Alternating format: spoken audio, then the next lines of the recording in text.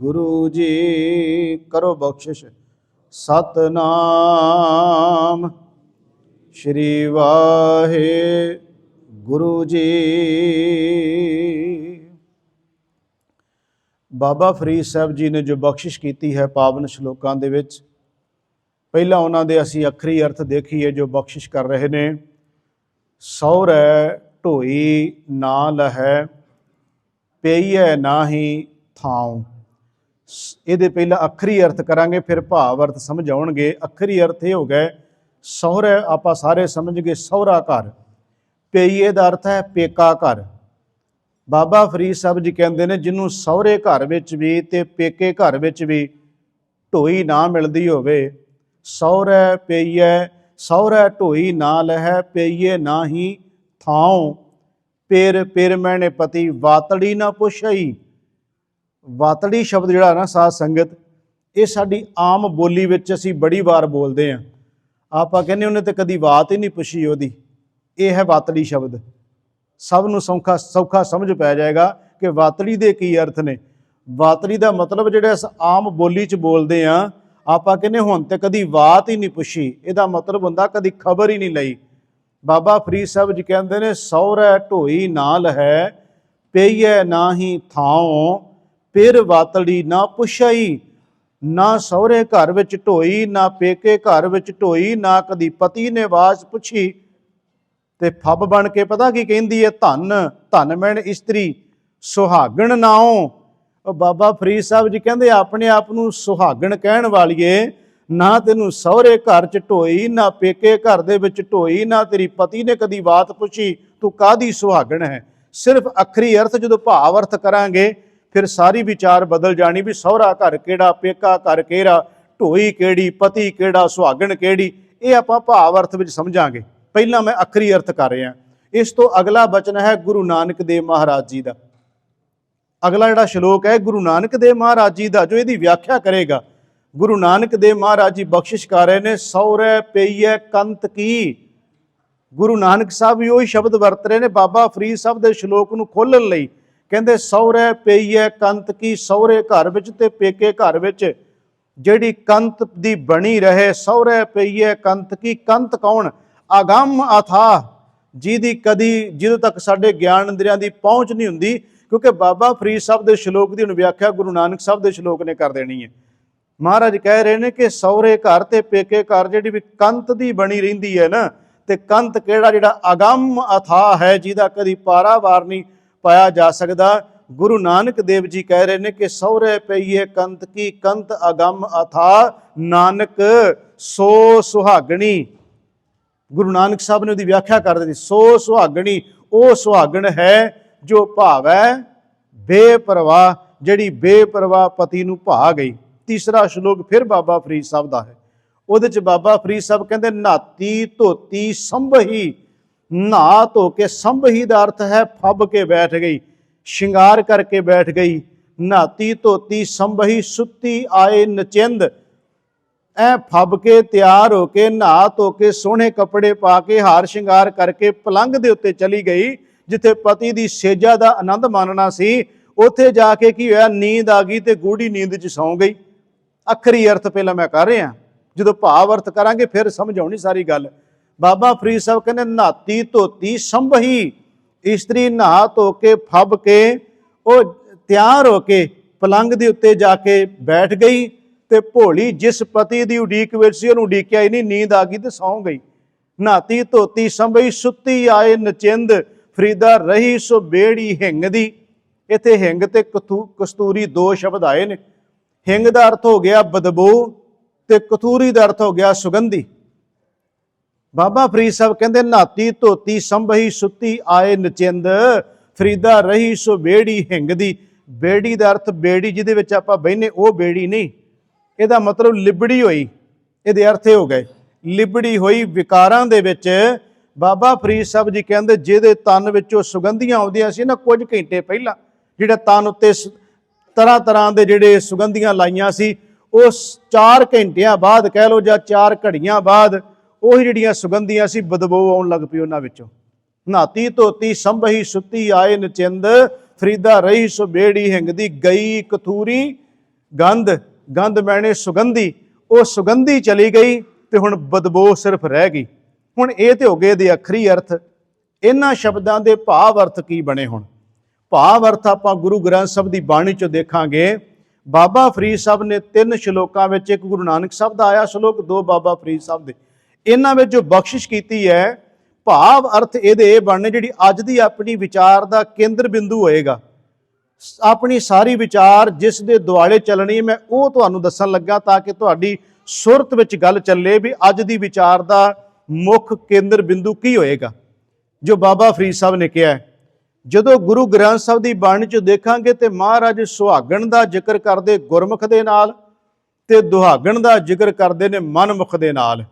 ਇੱਥੇ ਬਾਬਾ ਫਰੀਦ ਸਾਹਿਬ ਨੇ ਜੋ ਸ਼ਬਦ ਵਰਤੇ ਹੈ, ਇਹਦੇ ਭਾਵ ਹੋ ਗਏ ਸਹੁਰਾ ਘਰ ਹੋ ਗਿਆ ਪਰਲੋਕ ਤੇ ਪੇਕਾ ਘਰ ਹੋ ਗਿਆ ਆ ਸੰਸਾਰ ਜਿਹਦੇ ਵਿੱਚ ਆਪਾਂ ਵਿਚਰ ਰਹੇ ਹਾਂ। ਹੁਣ ਇੱਥੇ ਜਿਹੜਾ ਕੰਤ ਸ਼ਬਦ ਆਇਆ ਉਹ ਪਰਮੇਸ਼ਰ ਦੇ ਪ੍ਰਤੀ ਅਸੀਂ ਲਵਾਂਗੇ, ਜਿਹੜਾ ਵਾਤਲੀ ਨਾਲ ਪੁੱਛ ਰਹੀ ਉਹ ਪਰਮਾਤਮਾ ਹੋ ਗਿਆ। ਇਹਦਾ ਭਾਵ ਇਹ ਸ਼ਬਦ ਸਾਡੇ ਸਾਰਿਆਂ ਉੱਤੇ ਢੁਕੇਗਾ, ਭਾਵੇਂ ਅਸੀਂ ਮੇਲ ਆ ਫੀਮੇਲ ਆ, ਇਹ ਸ਼ਬਦ ਸਾਡੇ ਸਾਰਿਆਂ ਤੇ ਢੁਕਣਾ ਹੈ ਕਿਉਂਕਿ ਸਾਡਾ ਪਰਮਾਤਮਾ ਵਾਹਿਗੁਰੂ ਪਤੀ ਹੈ, ਅਸੀਂ ਸਾਰੀਆਂ ਹੀ ਉਹਦੀਆਂ ਜੀਵ ਰੂਪੀ ਇਸਤਰੀਆਂ ਹਾਂ। ਇਹ ਸ਼ਬਦ ਸਾਡੇ ਉੱਤੇ ਢੁਕਣਾ ਹੈ। ਮੈਂ ਜਿਹੜੀ ਬੇਨਤੀ ਕਰਨ ਲੱਗਿਆ, ਅੱਜ ਦੇ ਸ਼ਬਦ ਦਾ ਵਿਚਾਰ ਹੈ ਕਿ ਜਿਹੜਾ ਬੰਦਾ ਬਾਹਰੀ ਤੌਰ ਤੇ ਆਪਣੇ ਆਪ ਨੂੰ ਸੰਤ, ਸਿੱਖ, ਗੁਰਮੁਖ, ਭਗਤ ਜੋ ਮਰਜ਼ੀ ਅਖਵਾਈ ਜਾਏ, ਧਨ ਸੁਹਾਗਣ ਨਾਉ, ਇਹਦੇ ਅਰਥ ਕਰਾਂਗੇ। ਉਹ ਬਾਹਰੀ ਤੌਰ ਤੇ ਜੋ ਕੁਝ ਮਰਜ਼ੀ ਬਣਿਆ ਫਿਰੇ, ਪਰ ਜੇ ਆਪਣੇ ਗੁਰੂ ਪਰਮੇਸ਼ਰ ਨੂੰ ਨਹੀਂ ਪਾਇਆ, ਉਹਦੀ ਹਾਲਤ ਉਸ ਇਸਤਰੀ ਵਰਗੀ ਹੈ ਜਿਹਨੂੰ ਸਹੁਰੇ ਵਿੱਚ ਵੀ ਤੇ ਪੇਕੇ ਘਰ ਵਿੱਚ ਤੇ ਪਤੀ ਨੇ ਵੀ ਕਦੀ ਉਹਦੀ ਬਾਤ ਨਹੀਂ ਪੁੱਛੀ। ਉਹਦੀ ਜ਼ਿੰਦਗੀ ਇਦਾਂ ਦੀ ਹੈ। ਮੈਂ ਹੁਣ ਭਾਵ ਅਰਥ ਕਰਨ ਲੱਗਿਆ ਹਾਂ।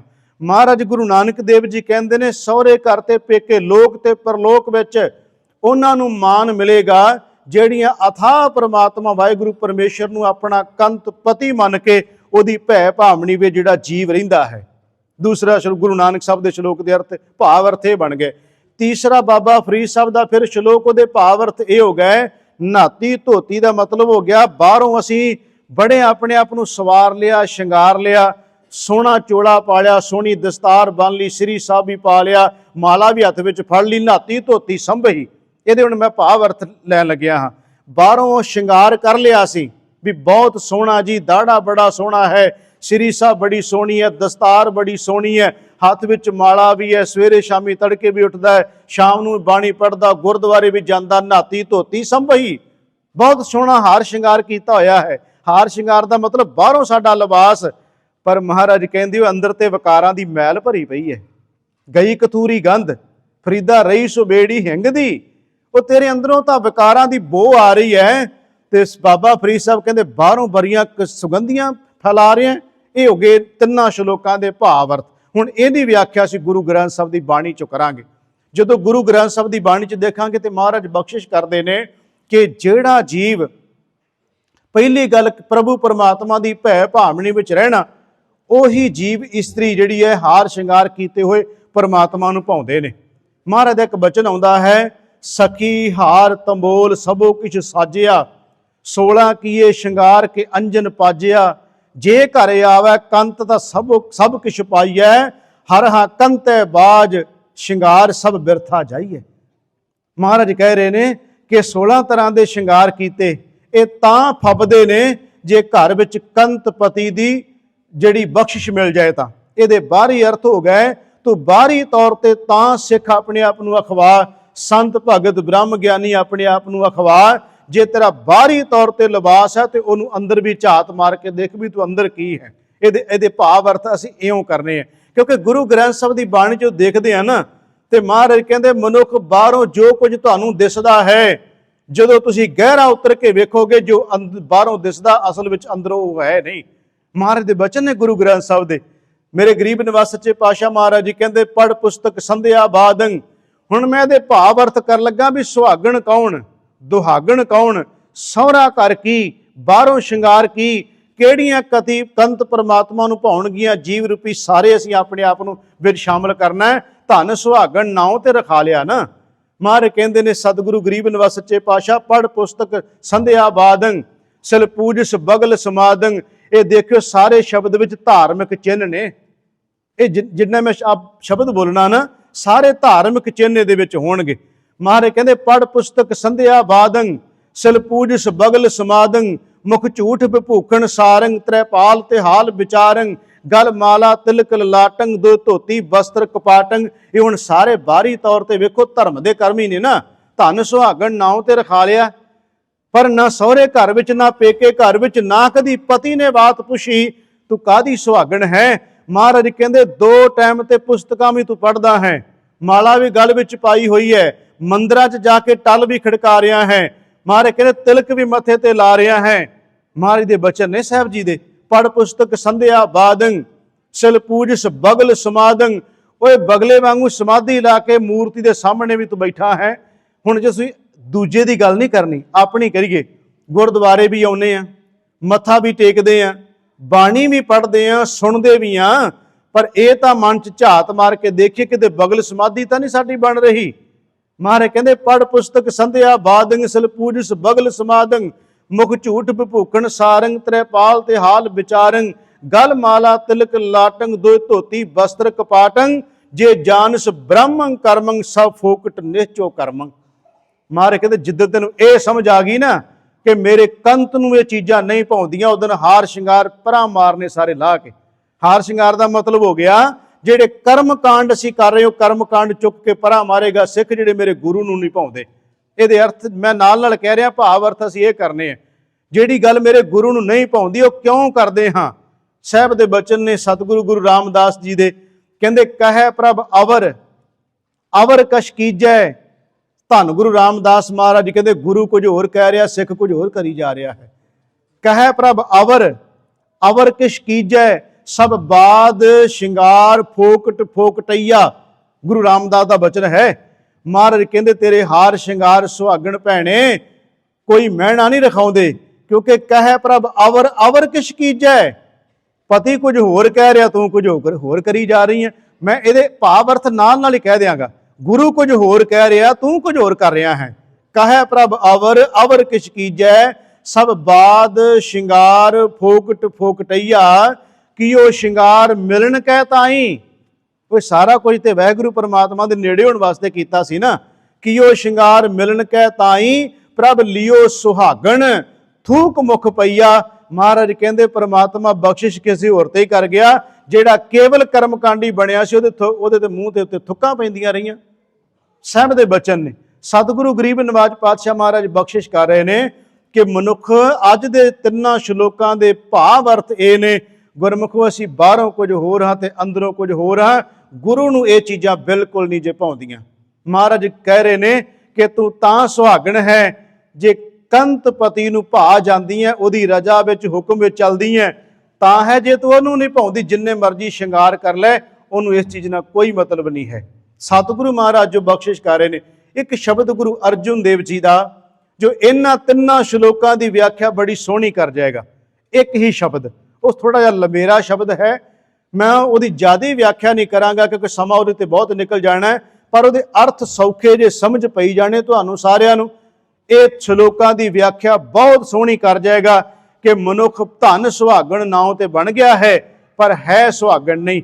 ਬਾਹਰੋਂ ਸੰਤ ਗੁਰਸਿੱਖ ਭਗਤ ਬ੍ਰਹਮ ਗਿਆਨੀ ਅਖਵਾ ਰਿਹਾ ਹੈ ਪਰ ਅੰਦਰੋਂ ਅਸਲ ਵਿੱਚ ਉਹ ਹੈ ਨਹੀਂ। ਇਹ ਸ਼ਬਦ ਵਿਆਖਿਆ ਕਰ ਜਾਏਗਾ ਇਹਨਾਂ 3 ਸ਼ਲੋਕਾਂ ਦੀ। ਗੁਰੂ ਅਰਜਨ ਦੇਵ ਜੀ ਦਾ ਸ਼ਬਦ ਹੈ। ਮਹਾਰਾਜ ਕਹਿੰਦੇ ਪਾਠ ਪੜ੍ਹਿਓ। ਹੁਣ ਦੇਖਿਓ ਜੇ ਉਹਦੇ ਵਿੱਚ ਵੀ ਸਾਰੇ ਧਾਰਮਿਕ ਚਿੰਨ੍ਹ ਹੀ ਚੱਲਣਗੇ, ਕਿਉਂਕਿ ਅੱਜ ਦਾ ਜੋ ਸ਼ਲੋਕ 3 ਚੱਲ ਰਹੇ ਨੇ, ਮੈਂ ਤਾਂ ਬਾਰ-ਬਾਰ ਗੱਲ ਨੂੰ ਦੁਹਰਾਉਂਦਾ ਇਸ ਕਰਕੇ ਹੁੰਨਾ ਹਾਂ ਤਾਂ ਕਿ ਸਭ ਨੂੰ ਇਹ ਪਤਾ ਲੱਗ ਜਾਏ ਵੀ ਭਾਈ ਸਾਹਿਬ ਜੋ ਵਿਚਾਰ ਕਰ ਰਹੇ ਸ਼ਲੋਕਾਂ ਦੀ ਉਹਦੇ ਭਾਵ ਕੀ ਨੇ, ਅੱਖਰੀ ਅਰਥ ਕੀ ਨੇ ਤੇ ਸਿੱਖਿਆ ਸਾਨੂੰ ਕੀ ਮਿਲਦੀ ਹੈ। ਮੈਂ ਇਸ ਗੱਲ ਉੱਤੇ ਜ਼ਿਆਦਾ ਜ਼ੋਰ ਦੇ ਰਿਹਾ ਹੁੰਨਾ। ਗੁਰੂ ਅਰਜਨ ਦੇਵ ਮਹਾਰਾਜ ਕਹਿੰਦੇ ਨੇ ਪਾਠ ਪੜ੍ਹਿਓ ਅਰ ਵੇਦ ਵਿਚਾਰਿਓ ਨਿਵਲ ਭਿਅੰਗਮ ਸਾਧੇ ਧਨ ਸੁਹਾਗਣ ਨਾਉ। ਤੂੰ ਸੁਹਾਗਣ ਤਾਂ ਆਪਣੇ ਆਪ ਨੂੰ ਅਖਵਾ ਰਹੀ ਹੈ ਨਾ। ਮਹਾਰਾਜ ਕਹਿੰਦੇ ਤੇਰਾ ਬਾਹਰੋਂ ਕਿਹੜੇ ਧਾਰਮਿਕ ਚਿੰਨ੍ਹ ਤੇਰੇ ਹੋ ਗਏ। ਪਾਠ ਪੜ੍ਹਿਓ। ਹੁਣ ਰੋਜ਼ ਆਪਾਂ ਕਹਿੰਦੇ ਬਾਣੀ ਪੜ੍ਹੋ ਪਾਠ ਕਰੋ। ਮਹਾਰਾਜ ਕਹਿੰਦੇ ਨੇ ਪਾਠ ਪੜ੍ਹਿਓ ਔਰ ਵੇਦ ਵਿਚਾਰਿਓ। ਵੇਦਾਂ ਦੀ ਵਿਚਾਰ ਵੀ ਤੂੰ ਕਰਦਾ ਹੈ, ਪਾਠ ਵੀ ਤੂੰ ਕਰਦਾ ਹੈ। ਪਾਠ ਪੜ੍ਹਿਓ ਔਰ ਵੇਦ ਵਿਚਾਰਿਓ ਨਿਵਲ ਭਿਅੰਗਮ ਸਾਧੇ। ਉਹ ਜੋਗੀਆਂ ਵਾਂਗ ਉਹ ਕਰਮ ਵੀ ਕਰਦਾ ਜਿਹਦੇ ਨਾਲ ਕਹਿੰਦਾ ਕਿ ਸੁਰਤ ਬੜੀ ਉੱਚੀ ਤਾਂ ਚਲੇ ਜਾਂਦੀ ਹੈ। ਨੇਵਲੀ ਭਿਅੰਗਮ ਸੱਪ ਵਾਲੀ ਉਹੜੀ ਇੱਕ ਉਹਨਾਂ ਦੀ ਯੋਗ ਆਸਨ ਹੈ ਜੋਗੀਆਂ ਦਾ, ਮਹਾਰਾਜ ਕਹਿੰਦੇ ਤੂੰ ਉਹ ਵੀ ਕਰ ਰਿਹਾ ਹੈ। ਪਾਠ ਪੜਿਓ ਅਰ ਵੇਦ ਵਿਚਾਰਿਓ ਨਿਵਲ ਭਿਅੰਗਮ ਸਾਧੇ, ਪੰਚ ਜਨਾ ਸਿਓ ਸੰਗ ਨਾ ਛੁਟਕਿਓ, ਅਦਕ ਆਹ ਬੁੱਧ ਬਾਧੇ ਧਨ ਸੁਹਾਗਣ ਨਾਉ। ਅਦਕ ਆਹ ਬੁੱਧ ਬਾਧੇ, ਤੇਰੇ ਅੰਦਰ ਉਹ ਬਿਰਤੀ ਤੇ ਉਹੀ ਵਿਕਾਰਾਂ ਵਾਲੀ ਪਈ ਰਹੀ ਕਿ ਰਹੀ ਸੋ ਬੇੜੀ ਹੰਗਦੀ ਗਈ ਕਥੂਰੀ ਗੰਧ, ਸੁਗੰਧੀ ਚਲੀ ਗਈ ਤੇ ਦੁਰਗੰਧੀ ਵਾਲੀ ਤੂੰ ਜੀਵ ਇਸਤਰੀ ਬਣ ਗਈ। ਇਹਦਾ ਭਾਵ ਇਹ ਬਣ ਗਿਆ ਕਿ ਤੇਰੇ ਅੰਦਰ ਸ਼ੁਭ ਗੁਣ ਚਲੇ ਗਏ ਤੇ ਔਗਣੀ ਔਗਣ ਤੇਰੇ ਪੱਲੇ ਰਹਿ ਗਏ। ਰਹੀ ਸੋ ਬੇੜੀ ਹਿੰਗਦੀ ਗਈ ਕਥੂਰੀ ਗੰਧ। ਮੈਂ ਤਿੰਨਾਂ ਸ਼ਲੋਕਾਂ ਦੀ ਕਦੀ ਕਦੀ ਪੰਕਤੀ ਵਿੱਚ ਪੜ੍ਹ ਦਿਆ ਕਰਾਂਗਾ ਤਾਂ ਕਿ ਵਿਚਾਰ ਇਕੱਠੀ ਚੱਲ ਰਹੀ ਹੈ। ਇੱਥੇ ਮਹਾਰਾਜ ਕਹਿ ਰਹੇ ਨੇ ਕਿ ਪਾਠ ਪੜਿਓ ਅਰ ਵੇਦ ਵਿਚਾਰਿਓ ਨਿਵਲ ਭਿਅੰਗਮ ਸਾਧੇ, ਪੰਚ ਜਨਾ ਸਿਓ ਸੰਗ ਨ ਛਟਕਿਓ, ਅਦਕ ਆਹਾਂ ਬੁੱਧ ਬਾਧੇ।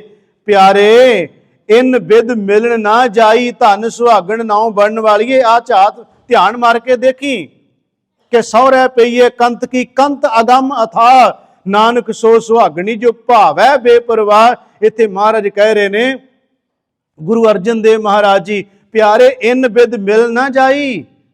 ਇਹ ਤੇਰੇ ਸ਼ਿੰਗਾਰ ਕਿਸੇ ਮਹਿਣੇ ਵਿੱਚ ਨਹੀਂ ਰਖਾਉਂਦੇ ਜੇ ਕਦੀ ਕੰਤ ਪਰਮਾਤਮਾ ਵਾਹਿਗੁਰੂ ਪਰਮੇਸ਼ਰ ਨਹੀਂ ਭਾਇਆ ਤੇ, ਜੇ ਤੂੰ ਉਹਨੂੰ ਭਾਈ ਨਹੀਂ ਤਾਂ।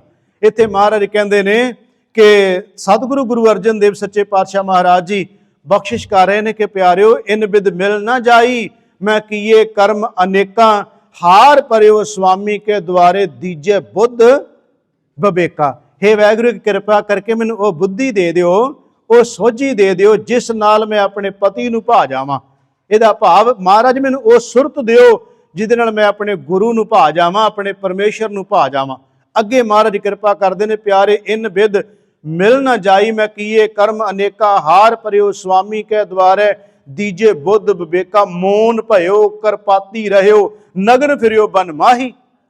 ਆਪਾਂ ਇਸ ਤੋਕ ਉੱਤੇ ਬੋਲ ਰਹੇ ਹਾਂ ਕਿ ਧਨ ਸੁਹਾਗਣ ਨਾਓ, ਰਹੀ ਸੋ ਬੇੜੀ ਹਿੰਗਦੀ ਗਈ ਕਥੂਰੀ ਗੰਧ। ਜੋ ਸਤਿਗੁਰੂ ਕਹਿ ਰਹੇ ਨੇ, ਬਾਬਾ ਫਰੀਦ ਸਾਹਿਬ ਜੋ ਕਹਿ ਰਹੇ ਨੇ, ਉਹਨੂੰ ਗੁਰੂ ਅਰਜਨ ਦੇਵ ਮਹਾਰਾਜ ਕਹਿੰਦੇ ਮੋਨ ਭਇਓ। ਇਹ ਧਾਰਮਿਕ ਚਿੰਨ੍ਹ ਹੀ ਨੇ ਸਾਰੇ। ਮੋਨ ਭਇਓ ਕਰਪਾਤੀ ਰਹਿਓ, ਨਗਨ ਫਿਰਿਓ ਬਨ ਮਾਹੀ। ਉਹ ਕੀ ਹੋ ਗਿਆ ਜੇ ਤੂੰ ਮੂੰਹ ਨਹੀਂ ਬੋਲਦਾ? ਲਿਖ ਲਿਖ ਕੇ ਤਾਂ ਪਰਚੀਆਂ ਦੇ ਹੀ ਰਿਹਾ ਨਾ। ਕਾਹਦਾ ਸੰਤ ਆ ਉਹ ਜਿਹੜਾ ਕਹਿੰਦਾ ਮੈਂ ਮੁਖ ਤੋਂ ਨਹੀਂ ਬੋਲਦਾ, ਮੈਂ ਮੋਨੀ ਹੋ ਗਿਆ। ਤੇਰੇ ਇਸ ਮੋਨੀ ਹੋਏ ਨੂੰ ਗੁਰੂ ਪਰਮੇਸ਼ਰ ਨੂੰ ਨਹੀਂ ਤੂੰ ਭਾਉਂਦਾ। ਤੇਰੇ ਅੰਦਰ ਕੀ ਚੱਲ ਰਿਹਾ ਹੈ? ਹੁਣ ਕਈ ਕਹਿੰਦੇ ਜੀ ਬੋਲਦੇ ਨਹੀਂ ਹੋ। ਜਿਹੜਾ ਬੋਲਦਾ ਨਹੀਂ ਉਹ ਲਿਖ ਕੇ ਦੇ ਰਿਹਾ। ਜਦੋਂ ਲਿਖ ਕੇ ਦਿੰਦਾ ਅੰਦਰ ਤੇ ਬੋਲਿਆ ਹੀ ਜਾ ਰਿਹਾ। ਕੀ ਲਿਖ ਰਿਹਾ ਉਹ? ਮੰਨ ਲਓ ਕੋਈ ਚਿੱਟ ਲਿਖ ਕੇ ਦੇ ਰਿਹਾ ਤੇ ਮੂੰਹ ਨਹੀਂ ਬੋਲਦਾ। ਜੋ ਕੁਝ ਲਿਖ ਕੇ ਦੇ ਰਿਹਾ ਅੰਦਰ ਤਾਂ ਉਹ ਖਿਆਲ ਪੈਦਾ ਹੋ ਰਹੇ ਨੇ ਨਾ। ਮਹਾਰਾਜ ਨੇ ਇਸੇ ਕਰਕੇ ਕਹਿ ਦਿੱਤਾ ਕਿ ਸੋਚੈ ਸੋਚ ਨਾ ਹੋਵਈ, ਜੇ ਸੋਚੀ ਲੱਖ ਵਾਰ, ਚੁੱਪੈ ਚੁੱਪ ਨਾ ਹੋਵਈ। ਜੇ ਲਾਏ ਰਹਾ ਲਿਵ ਤਾਰੋ, ਤੂੰ ਲਗਾਤਾਰ ਸਮਾਧੀ ਲਾ ਕੇ ਬੈਠਾ ਰਹਿ, ਕੀ ਹੋਏਗਾ ਫਾਇਦਾ? ਅੰਦਰ ਤਾਂ ਚੱਲ ਰਿਹਾ ਨਾ ਜੋ ਕੁਝ ਤੇਰੇ ਅੰਦਰ, ਗੁਰੂ ਨੂੰ ਤੇ ਉਹ ਵੇਖਣਾ, ਬਾਹਰੋਂ ਬੋਲ ਚਾਹੇ ਨਾ ਬੋਲ। ਮਹਾਰਾਜ ਕਹਿੰਦੇ ਬੈਠਾ ਹੋਏ ਮੋਨੀ, ਅੰਤਰ ਕਲਪ ਭੁਆਈਐ ਜੋਨੀ। ਸਹੁਰੇ ਢੋਈ ਨਾ ਲਹਿ ਪਈਏ ਨਾਹੀ ਥਾਉ। ਨਾ ਤੈਨੂੰ ਸਹੁਰੇ ਘਰ ਚ ਢੋਈ, ਨਾ ਪੇਕੇ ਘਰ ਚ ਢੋਈ, ਨਾ ਕਦੇ ਪਤੀ ਨੇ ਬਾਤ ਪੁੱਛੀ, ਧਨ ਸੁਹਾਗਣ ਬਣੀ ਹੈ ਤੂੰ। ਸਾਨੂੰ ਕਹਿ ਰਹੇ ਨੇ ਮਹਾਰਾਜ, ਕਹਿੰਦੇ ਤੂੰ ਮੋਨੀ ਹੋ ਗਿਆ, ਕੀ ਫਾਇਦਾ ਹੋਇਆ? ਕਰਪਾਤੀ, ਕਰ ਮੈਣੇ ਹੱਥ ਪਾਤੀ ਮੈਣੇ ਪੱਤਰ। ਇਹ ਵੀ ਬੜਾ ਵੱਡਾ ਕਰਮ ਕਾਂਡ ਜੇ। ਬੰਦਾ ਕਹਿੰਦਾ ਮੈਂ ਤਾਂ ਜੀ ਕੋਈ ਭਾਂਡਾ ਹੀ ਨਹੀਂ ਵਰਤਦਾ, ਮੈਂ ਤਾਂ ਹੱਥ ਤੇ ਹੀ ਰੋਟੀ ਖਾ ਲੈਣਾ।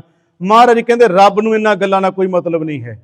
ਸਾਡੇ 'ਚ ਵੀ ਬੜੇ ਚੱਲ ਪਏ ਕੰਮ। ਇਹ ਤਾਂ ਕਹਿੰਦੇ ਜੀ ਅਸੀਂ ਤਾਂ ਆਪਣੇ ਹੱਥ ਨਾਲ ਬਣਾਵਾਂਗੇ, ਆਪੇ ਹੀ ਖਾਵਾਂਗੇ, ਸਾਡਾ ਭਾਂਡਾ ਵੀ ਆਪਣਾ ਹੀ ਹੋਏਗਾ, ਸਾਡੀ ਲੋਹ ਵੀ ਆਪਣੀ ਹੋਏਗੀ, ਸਾਡੀ ਕੜਛੀ ਵੀ ਆਪਣੀ ਹੋਏਗੀ, ਸਾਡੇ ਪਤੀਲੇ ਵੀ ਆਪਣੇ ਹੋਣਗੇ।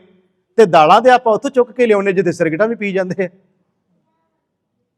ਸਮਾਨ ਖੰਡ ਪਤੀ ਤੇ ਉੱਥੋਂ ਹੀ ਆਉਣੀ ਆ, ਗੁੜ ਤੇ ਸਾਰਾ ਕੁਝ। ਇਹ ਕਿੱਥੇ ਚਲੇਗੀ ਸਾਡੀ? ਮਹਾਰਾਜ ਨੇ ਕੀ ਸਾਨੂੰ ਬਣਾਇਆ, ਸੀ ਬਣ ਕੀ ਗਏ ਆ? ਧਨ ਸੁਹਾਗਣ ਨਾਉ ਕਹਿ ਰਹੇ ਸੀ। ਕਹਿੰਦੇ ਜੀ ਪ੍ਰਸ਼ਾਦ ਵੀ ਆਪਣਾ ਹੀ ਲਵਾਂਗੇ, ਬਣਾਵਾਂਗੇ ਹੀ ਆਪੇ। ਚਲੋ ਗੱਲ ਮੈਨੂੰ ਵਿੱਚੋਂ ਨਿਕਲ ਆਈ। ਕੋਈ ਚਲਿਆ ਗਿਆ ਇਸ ਤਰ੍ਹਾਂ ਕਰਮਕਾਂਡੀ ਕਿਸੇ ਦੇ ਘਰੇ, ਤੇ ਅੱਗੋਂ ਬੜਾ ਗੁਰਮੁਖ ਪਿਆਰਾ ਸੀ, ਉਹਨੂੰ ਜਾ ਕੇ ਕਰਮਕਾਂਡੀ ਕਹਿੰਦਾ ਜੀ ਭਾਈ ਸਾਹਿਬ ਜੀ ਤੁਸੀਂ ਮੱਝ ਨਵਾ ਦਿਓ ਜੇ, ਤੇ ਭਾਂਡੇ ਸਾਡੇ ਆਪਣੇ ਹੀ, ਅਸੀਂ ਚੋਵਾਂਗੇ ਵੀ ਆਪ, ਗਰਮ ਵੀ ਆਪ ਕਰਾਂਗੇ, ਤੇ ਬਾਕੀ ਕੰਮ ਸਾਡਾ ਰਿਹਾ, ਤੁਸੀਂ ਮੱਝ ਨਵਾ ਦਿਓ ਜੇ। ਉਹ ਗੁਰਮੁਖ ਪਿਆਰਾ ਚੰਗੀ ਸੰਗਤ ਉਹਨੇ ਕੀਤੀ ਸੀ, ਬਹਿਸ ਬਸਾਈਆ ਉਹਨੇ ਨਾ ਕੀਤਾ ਵੀ ਚਲੋ ਕੋਈ ਗੱਲ ਨਹੀਂ, ਹੁਣ ਆਏ ਨੇ ਗੁਰਮੁਖ ਘਰੇ ਕੀ ਲੜਨਾ। ਉਹ ਕਹਿੰਦਾ ਜੀ ਠੀਕ ਹੈ। ਉਹਨੇ ਮੱਝ ਨਵਾ ਦਿੱਤੀ ਹੈ, ਨਵਾ ਧਵਾ ਕੇ ਮੱਝ ਜਿਹੜੀ ਸੀ ਬੰਨ੍ਹ ਦਿੱਤੀ। ਲਓ ਜੀ ਮੱਝ ਮੈਂ ਨਵਾ ਦਿੱਤੀ ਹੈ। ਉਹਨਾਂ ਨੇ ਆਪੇ ਹੀ ਆਪਣੇ ਜਿਹੜੇ ਲਿਆਂਦੇ ਭਾਂਡੇ ਸੀ ਉਹਦੇ ਵਿੱਚ ਦੁੱਧ ਚੋਇਆ, ਗਰਮ ਕੀਤਾ, ਪੀ ਲਿਆ। ਕਹਿੰਦਾ ਜੀ ਗੁਰਮੁਖੋ ਮੈਂ ਤੁਹਾਨੂੰ ਇੱਕ ਬੇਨਤੀ ਕਰਨੀ ਹੈ, ਮੇਰਾ ਇੱਕ ਸਵਾਲ ਹੈ, ਜੇ ਤੁਸੀਂ ਗੁੱਸਾ ਨਾ ਕਰੋ। ਕਹਿੰਦੇ ਜੀ ਦੱਸੋ ਕੀ ਸਵਾਲ। ਕਹਿੰਦਾ ਬਸ ਮੈਨੂੰ ਬਹੁਤਾ ਤਾਂ ਮੈਨੂੰ ਗਿਆਨ ਗੁਣ ਕੋਈ ਹੈ ਨਹੀਂ। ਸੱਚ ਜਾਣਿਓ ਜਿਹੜੇ ਬੰਦੇ ਪਿੰਡਾਂ 'ਚ ਸਿੱਧੇ ਪੱਧਰੇ ਰਹਿੰਦੇ ਆ ਨਾ, ਜਿਹਨੂੰ ਅਸੀਂ ਸਿੱਧੇ ਪੱਧਰੇ ਕਹਿ ਦਿੰਦੇ ਆ, ਉਹ ਗੁਰਮੁਖੋ ਕਈ ਵਾਰ ਬੜੀ ਬਖਸ਼ਿਸ਼ ਹੁੰਦੀ ਉਹਨਾਂ ਤੇ। ਅਸੀਂ ਗੱਲਾਂ ਕਰਨ ਵਾਲੇ ਬਹੁਤ ਗੱਲਾਂ ਕਰਦੇ ਹੁੰਦੇ ਆ, ਪਰ ਕਈ ਵਾਰ ਬੰਦੇ ਜਿਨ੍ਹਾਂ ਨੂੰ ਗੱਲਾਂ ਕੁਝ ਨਹੀਂ ਆਉਂਦੀਆਂ, ਉਹਨਾਂ ਦੀ ਸੁਰਤ ਬੇਡੀ ਉੱਚੀ ਹੁੰਦੀ ਹੈ, ਬੰਦਾ ਉਹਨਾਂ ਦੇ ਸਵਾਲ ਵੇਖ ਕੇ ਹੈਰਾਨ ਰਹਿ ਜਾਂਦਾ ਹੈ। ਉਹ ਕਹਿੰਦਾ ਜੀ ਮੇਰੀ ਇੱਕ ਬੇਨਤੀ ਹੈ, ਜਿੰਨੀ ਕੁ ਮੈਨੂੰ ਸਮਝ ਆਈ ਹੈ ਵੀ ਚਮਚੋਂ ਨਿਕਲਿਆ ਦੁੱਧ ਚਮਚ ਹੀ ਪੈ ਗਿਆ, ਆ ਥੋੜਾ ਕੁ ਚਿਰ ਲੋਹਿਆਂ ਦੇ ਭਾਂਡਿਆਂ 'ਚ ਰੱਖ ਕੇ ਭਲਾ ਇਹਦੇ ਕੋਈ ਫਾਇਦਾ ਹੋ ਜਾਂਦਾ ਜੀ ਇਹਦੇ ਨਾਲ? ਗੱਲ ਬੜੀ ਡੂੰਘੀ ਸੀ। ਚਮਚੋਂ ਨਿਕਲਿਆ ਦੁੱਧ ਤੇ ਚਮਚ ਹੀ ਪਾ ਲਿਆ ਤੁਸੀਂ, ਤੇ ਮੈਨੂੰ ਇਹਦੀ ਸਮਝ ਲੱਗੀ ਜਿਹੜਾ ਕਰਮ ਪਖੰਡ ਜੇ ਕੀਤੇ ਸੀ ਭਾਂਡਿਆਂ ਦੇ, ਇਹ ਕੀ ਸੀ ਜੀ? ਉਹ ਕਹਿੰਦੇ ਇਹਦਾ ਸਵਾਲ ਦਾ ਜਵਾਬ ਤੇ ਅਸੀਂ ਵੀ ਨਹੀਂ ਦੇ ਸਕਦੇ। ਮੱਝ ਵੀ ਚੰਮ ਦੀ, ਆਪਾਂ ਵੀ ਤੇ ਚੰਮ ਹੀ ਆ ਨਾ। ਚਮਚੋਂ ਨਿਕਲਿਆ ਦੁੱਧ ਚਮਚ ਹੀ ਪੈ ਗਿਆ, ਤੇ ਫਿਰ ਉਹ ਪਖੰਡ ਜੇ ਕਿਉਂ ਕਰਦੇ ਅਸੀਂ? ਬਾਣੀ ਇਹਨਾਂ ਗੱਲਾਂ ਨੂੰ ਬਿਲਕੁਲ ਨਹੀਂ ਮੰਨਦੀ। ਭਾਵੇਂ ਗੁਰਮੁਖ ਹੋਏ ਗੱਲ ਬੜੀ ਮੈਂ ਕੌੜੀ ਕਹਿਤੀ ਕਿਸੇ ਨੂੰ, ਭਾਵੇਂ ਫਿੱਟ ਬਵੇ ਚਾਹੇ ਨਾ ਬਵੇ, ਸਚਾਈ ਅਸਲ ਵਿੱਚ ਹੈ ਕਿ ਗੁਰੂ ਨਾਨਕ ਸਾਹਿਬ ਨੇ ਜੋ ਸਾਨੂੰ ਬਣਾਇਆ ਸੀ ਅਸੀਂ ਬਣੇ ਨਹੀਂ। ਇੰਨੇ ਕਰਮ ਕਾਂਡੀ ਅੱਜ ਸਿੱਖਾਂ ਦੇ ਵਿੱਚ ਹੋ ਗਏ ਆ, ਸਾਡੇ 'ਚ ਕਰਮ ਕਾਂਡ ਇੰਨੇ ਆ ਕੇ ਧੱਸ ਗਏ ਆ ਕਿ ਗੁਰਮੁਖ ਅਸੀਂ ਨਿਕਲ ਨਹੀਂ ਰਹੇ ਉਹਨਾਂ ਵਿੱਚੋਂ, ਬਹੁਤ ਫਸ ਚੁੱਕੇ ਹਾਂ ਅਸੀਂ। ਕਿਉਂਕਿ ਅੱਜ ਦਾ ਸ਼ਬਦ ਇਹ ਹੈ ਨਾ, ਧੰਨ ਸੁਹਾਗਣ ਨਾਉ। ਉਹ ਗੁਰੂ ਨੂੰ ਇਸ ਗੱਲ ਨਾਲ ਕੋਈ ਮਤਲਬ ਨਹੀਂ, ਤੂੰ ਹੱਥਾਂ ਦੇ ਪੱਤਰਾਂ ਨੂੰ ਬਣਾ ਕੇ ਰੋਟੀ ਖਾ ਲੈ, ਕੀ ਫਰਕ ਪੈਂਦਾ ਹੈ? ਤੂੰ ਥਾਲੀ ਲੋਹੇ ਦੀ ਲੈ ਲਾ, ਸਟੀਲ ਦੀ ਲੈ ਲਾ, ਸੋਨੇ ਦੀ ਲੈ ਲਾ, ਪਿੱਤਲ ਦੀ ਲੈ ਲਾ, ਕੁਝ ਵੀ ਨਾ ਲੈ। ਗੁਰੂ ਨੂੰ ਇਹਨਾਂ ਗੱਲਾਂ ਨਾਲ ਕੋਈ ਫਰਕ ਨਹੀਂ ਪੈਂਦਾ। ਮਹਾਰਾਜ ਕਹਿੰਦੇ ਮੋਨ ਭਇਓ ਕਰਪਾਤੀ ਰਹਿਓ, ਨਗਨ ਫਿਰਿਓ ਬਨਮਾਹੀ। ਮਹਾਰਾਜ ਕਹਿੰਦੇ ਜਿਹੜਾ ਕਹਿੰਦਾ ਮੈਂ ਤਾਂ ਤਨ ਤੇ ਬਸਤਰ ਹੀ ਕੋਈ ਨਹੀਂ ਪਾਉਂਦਾ, ਮਹਾਰਾਜ ਕਹਿੰਦੇ ਨਹੀਂ ਪਾਉਂਦਾ ਬਸਤਰ, ਰੱਬ ਨੂੰ ਇਹਨਾਂ ਗੱਲਾਂ ਨਾਲ ਕੀ ਮਤਲਬ ਹੈ? ਪਾਵੇਂ ਚਾਹੇ ਨਾ ਪਾਵੇਂ। ਇਸੇ ਤਾਂ ਮਹਾਰਾਜ ਨੇ ਬਾਣੀ ਵਿੱਚ ਕਿਹਾ ਕਿ ਜਿਨ ਪਟ ਅੰਦਰ ਬਾਹਰ ਗੁੱਦੜ ਤੇ ਭਲੇ ਸੰਸਾਰ। ਉਹ ਬਾਹਰੋਂ ਲੀਰਾਂ ਪਾਈ ਫਿਰਦੇ ਪਰ ਅੰਦਰ ਰੇਸ਼ਮੀ ਹੈ। ਦੂਸਰੇ ਬੰਨੇ ਸਤਿਗੁਰੂ ਕਹਿੰਦੇ ਅੰਦਰੋਂ ਝੂਠੇ ਪੈਜ ਬਾਹਰ ਦੁਨੀਆ ਅੰਦਰ ਫੈਲ। ਉਹ ਅੰਦਰ ਦੇ ਆ ਝੂਠਿਆ ਤੂੰ ਬਾਹਰੋਂ ਜਿੰਨਾ ਮਰਜੀ ਲਿਸ਼ਕਿਆ ਪੁਸ਼ਕਿਆ ਫਿਰ, ਧੰਨ ਸੁਹਾਗਣ ਨਾਉ, ਕੋਈ ਫਰਕ ਨਹੀਂ ਪੈਣਾ। ਇੱਥੇ ਮਹਾਰਾਜ ਕਹਿੰਦੇ ਮੋਨ ਭਇਓ ਕਰਪਾਤੀ ਰਹਿਓ, ਨਗਨ ਫਿਰਿਓ ਬਨਮਾਹੀ। ਤਟ ਤੀਰਥ ਸਭ ਧਰਤੀ ਭ੍ਰਮਿਓ। ਸਾਰੇ ਤੀਰਥਾਂ ਦੇ ਤਟਾਂ ਉੱਤੇ ਜਾ ਕੇ ਜੇ ਧਰਤੀ ਦਾ ਭਰਮਣ ਵੀ ਕਰ ਆਇਆ ਹੈ, ਦੁਬਦਾ ਛੁਟਕੈ ਨਾਹੀ। ਉਹ ਦੁਬਦਾ ਤੇਰੀ ਤੇ ਤੰਦਰੋਂ ਗਈ ਨਹੀਂ। ਮਨ ਕਾਮਨਾ ਤੀਰਥ ਜਾਏ ਬਸਿਓ, ਸਿਰ ਕਰਵਤ ਧਰਾਏ, ਮਨ ਕੀ ਮੈਲ ਨਾ ਉਤਰੇ ਇਹ ਬਿਦ। ਜੇ ਲੱਖ ਜਤਨ ਕਰਾਏ, ਕਨਕ ਕਾਮਣੀ ਹੈਵਰ ਗੈਵਰ, ਬਹੁ ਵਿਦ ਦਾਨ ਦਾਤਾਰਾ। ਅਨ ਬਸਤਰ ਭੂਮ ਬਹੁ ਅਰਪੇ, ਨਾ ਮਿਲੀਏ ਹਰ ਦੁਆਰਾ। ਪੂਜਾ ਅਰਚਾ ਬੰਦਨ ਡੰਡੌਤ, ਖਟ ਕਰਮਾ ਰਤ ਰਹਿਤਾ। ਇਹ ਸਾਰੇ ਸ਼ਬਦ ਨੂੰ ਜਦੋਂ ਪੜੋਗੇ ਨਾ, ਇਹ ਅਸ਼ਟਪਦੀ ਦੇ 8 ਬੰਦ ਨੇ। ਤੇ ਮਹਾਰਾਜ ਨੇ ਕਰਮ ਕਾਂਡੀਆਂ ਦਾ ਦੇ ਵਿੱਚ ਜ਼ਿਕਰ ਕੀਤਾ ਰੱਜ ਕੇ ਵੀ ਕੀ ਕਰਦੇ ਨੇ ਲੋਕ। ਤੇ ਰਹਾਉ ਵਾਲੀ ਤੋਕੇ ਦੀ ਇਹ ਹੈ ਕਿ ਪਿਆਰੇ ਇਨ ਵਿਦ ਮਿਲ ਨਾ ਜਾਈ, ਮੈਂ ਕੀਏ ਕਰਮ ਅਨੇਕਾ, ਹਾਰ ਪਰਿਓ ਸੁਆਮੀ ਕੈ ਦੁਆਰੈ, ਦੀਜੇ ਬੁੱਧ ਵਿਵੇਕਾ। ਤੇ ਇਸ ਸ਼ਬਦ ਵਿੱਚ 2 ਰਹਾਉ ਆਉਣਗੀਆਂ ਜਿਹੜਾ ਮੈਂ ਪੜ੍ਹ ਰਿਹਾ ਹਾਂ ਗੁਰੂ ਅਰਜਨ ਦੇਵ ਜੀ ਦਾ। ਮਹਾਰਾਜ ਕਹਿੰਦੇ ਨੇ ਕਿ ਮਨ ਕਾਮਨਾ ਤੀਰਥ ਜਾਏ ਬਸਿਓ, ਸਿਰ ਕਰਵਤ ਧਰਾਏ, ਮਨ ਕੀ ਮੈਲ ਨਾ ਉਤਰੇ ਇਹ ਬਿਦ। ਜੇ ਲੱਖ ਯਤਨ ਕਰਾਏ, ਕਨਕ ਕਾਮਣੀ ਹੈਵਰ ਗੈਵਰ, ਬਹੁ ਵਿਦ ਦਾਨ ਦਾਤਾਰਾ। ਜੋ ਮਰਜੀ ਦਾਨ ਤੂੰ ਕਰੀ ਜਾ, ਗੁਰੂ ਨੂੰ ਇਸ ਗੱਲ ਨਾਲ ਕੋਈ ਫਰਕ ਨਹੀਂ ਪੈਂਦਾ। ਅੰਨ ਬਸਤਰ ਭੂਮ ਬਹੁ ਅਰਪੈ, ਅੰਨ ਦਈ ਜਾ, ਬਸਤਰ ਦਈ ਜਾ, ਧਰਤੀ ਦਾਨ ਕਰੀ ਜਾ। ਨਾ ਮਿਲੀਏ ਹਰ ਦੁਆਰਾ, ਹਰੀ ਦਾ ਦੁਆਰ ਤੈਨੂੰ ਇਸ ਤਰ੍ਹਾਂ ਨਹੀਂ ਮਿਲ ਸਕਦਾ। ਪੂਜਾ ਅਰਚਾ ਬੰਧਨ ਡੰਡੌਤ, ਖਟ ਕਰਮਾ ਰਤ ਰਹਿਤਾ, ਹਉ ਹਉ ਕਰਤ ਬੰਧਨ ਮੈਂ ਪਰਿਆ। ਨਾ ਮਿਲੀਏ ਇਹ ਜੁਗਤਾ ਜੋਗ ਸਿੱਧ, ਆਸਣ 84 ਧੰਨ ਸੁਹਾਗਣ ਨਾਉ। ਜੋਗ ਸਿੱਧ ਆਸਣ 84 ਇਹ ਵੀ ਕਰ ਕਰ ਰਹਿਆ, ਵੱਡੀ ਆਰਜਾ ਫਿਰ ਜਨਮੇ ਹਰਸਿਓ ਸੰਗ ਨਾ ਗਹਿਆ। ਰਾਜ ਲੀਲਾ ਰਾਜਨ ਕੀ ਰਚਨਾ ਕਰਿਆ, ਹੁਕਮ ਅਫਾਰਾ, ਸੇਜ ਸੋਹਣੀ ਚੰਦਨ ਚੋਆ, ਨਰਕ ਘੋਰ ਕਾ ਦੁਆਰਾ। ਹੁਣ ਮਹਾਰਾਜ ਫਿਰ ਅਖੀਰ ਵਿੱਚ ਜਿਹੜਾ ਨਾ ਨਿਚੋੜ ਕੱਢਦੇ ਹੈ, ਹਰ ਕੀਰਤ ਸਾਧ ਸੰਗਤ ਹੈ, ਧੰਨ ਸੁਹਾਗਣ ਨਾਉ। ਜੇ ਬਣਨਾ ਨਾ ਤੂੰ, ਸਹੁਰੇ ਪਈਏ ਕੰਤ ਕੀ ਕੰਤ ਅਗੰਮ ਅਥਾ, ਨਾਨਕ ਸੋ ਸੁਹਾਗਣੀ ਜੋ ਭਾਵੈ ਬੇਪਰਵਾਹ। ਜੇ ਤੂੰ ਸੱਚਮੁੱਚ ਸੁਹਾਗਣੀ ਬਣਨਾ ਫਿਰ ਆਹ ਕੰਮ ਕਰ। ਉਹ ਕਿਹੜਾ? ਮਹਾਰਾਜ ਕਹਿੰਦੇ ਨੇ ਕਿ ਹਰ ਕੀਰਤ ਸਾਧ ਸੰਗਤ ਹੈ, ਸਿਰ ਕਰਮਨ ਕੈ ਕਰਮਾ, ਕਹੋ ਨਾਨਕ ਤਿਸ ਭਇਓ ਪ੍ਰਾਪਤ, ਜਿਸ ਪੁਰਬ ਲਿਖੇ ਕਾ ਲੈਣਾ। ਤੇਰੋ ਸੇਵਕ ਇਹ ਰੰਗ ਮਾਤਾ, ਭਇਓ ਕਿਰਪਾਲ ਦੀਨ ਦੁਖ ਭੰਜਨ, ਹਰ ਹਰ ਕੀਰਤਨ ਇਹ ਮਨ ਰਾਤਾ ਰਹਾਓ ਦੂਜਾ। ਅਸ਼ਟਪਦੀ ਪੂਰੀ ਮੈਂ ਤੁਹਾਨੂੰ ਪੜ੍ਹ ਕੇ ਸੁਣਾਈ ਹੈ। ਉਹਦੇ ਚ ਮਹਾਰਾਜ ਨੇ ਪਹਿਲੇ ਚ ਕਿਹਾ ਕਿ ਪਿਆਰਿਆ ਐਵੇਂ ਨਹੀਂ ਮਿਲਿਆ ਜਾ ਸਕਦਾ ਕਰਮ ਕਾਂਡਾਂ ਨਾਲ। ਅਖੀਰ ਵਿੱਚ ਕਹਿੰਦੇ ਉਹਦੀ ਭੈ ਭਾਵਨੀ ਰਜਾ ਵਿੱਚ ਚੱਲ, ਆਪਣੇ ਨਾਮ ਨੂੰ ਪਰਮੇਸ਼ਰ ਦੇ ਨਾਮ ਨਾਲ ਰੰਗ ਜੇ ਉਹਨੂੰ ਭਾ ਜਾਏ ਤੂੰ। ਸਹੁਰੇ ਪਈਏ ਕੰਤ ਕੀ ਕੰਤ ਅਗੰਮ ਅਥਾ, ਨਾਨਕ ਸੋ ਸੁਹਾਗਣੀ ਜੋ ਭਾਵੈ ਬੇਪਰਵਾਹ।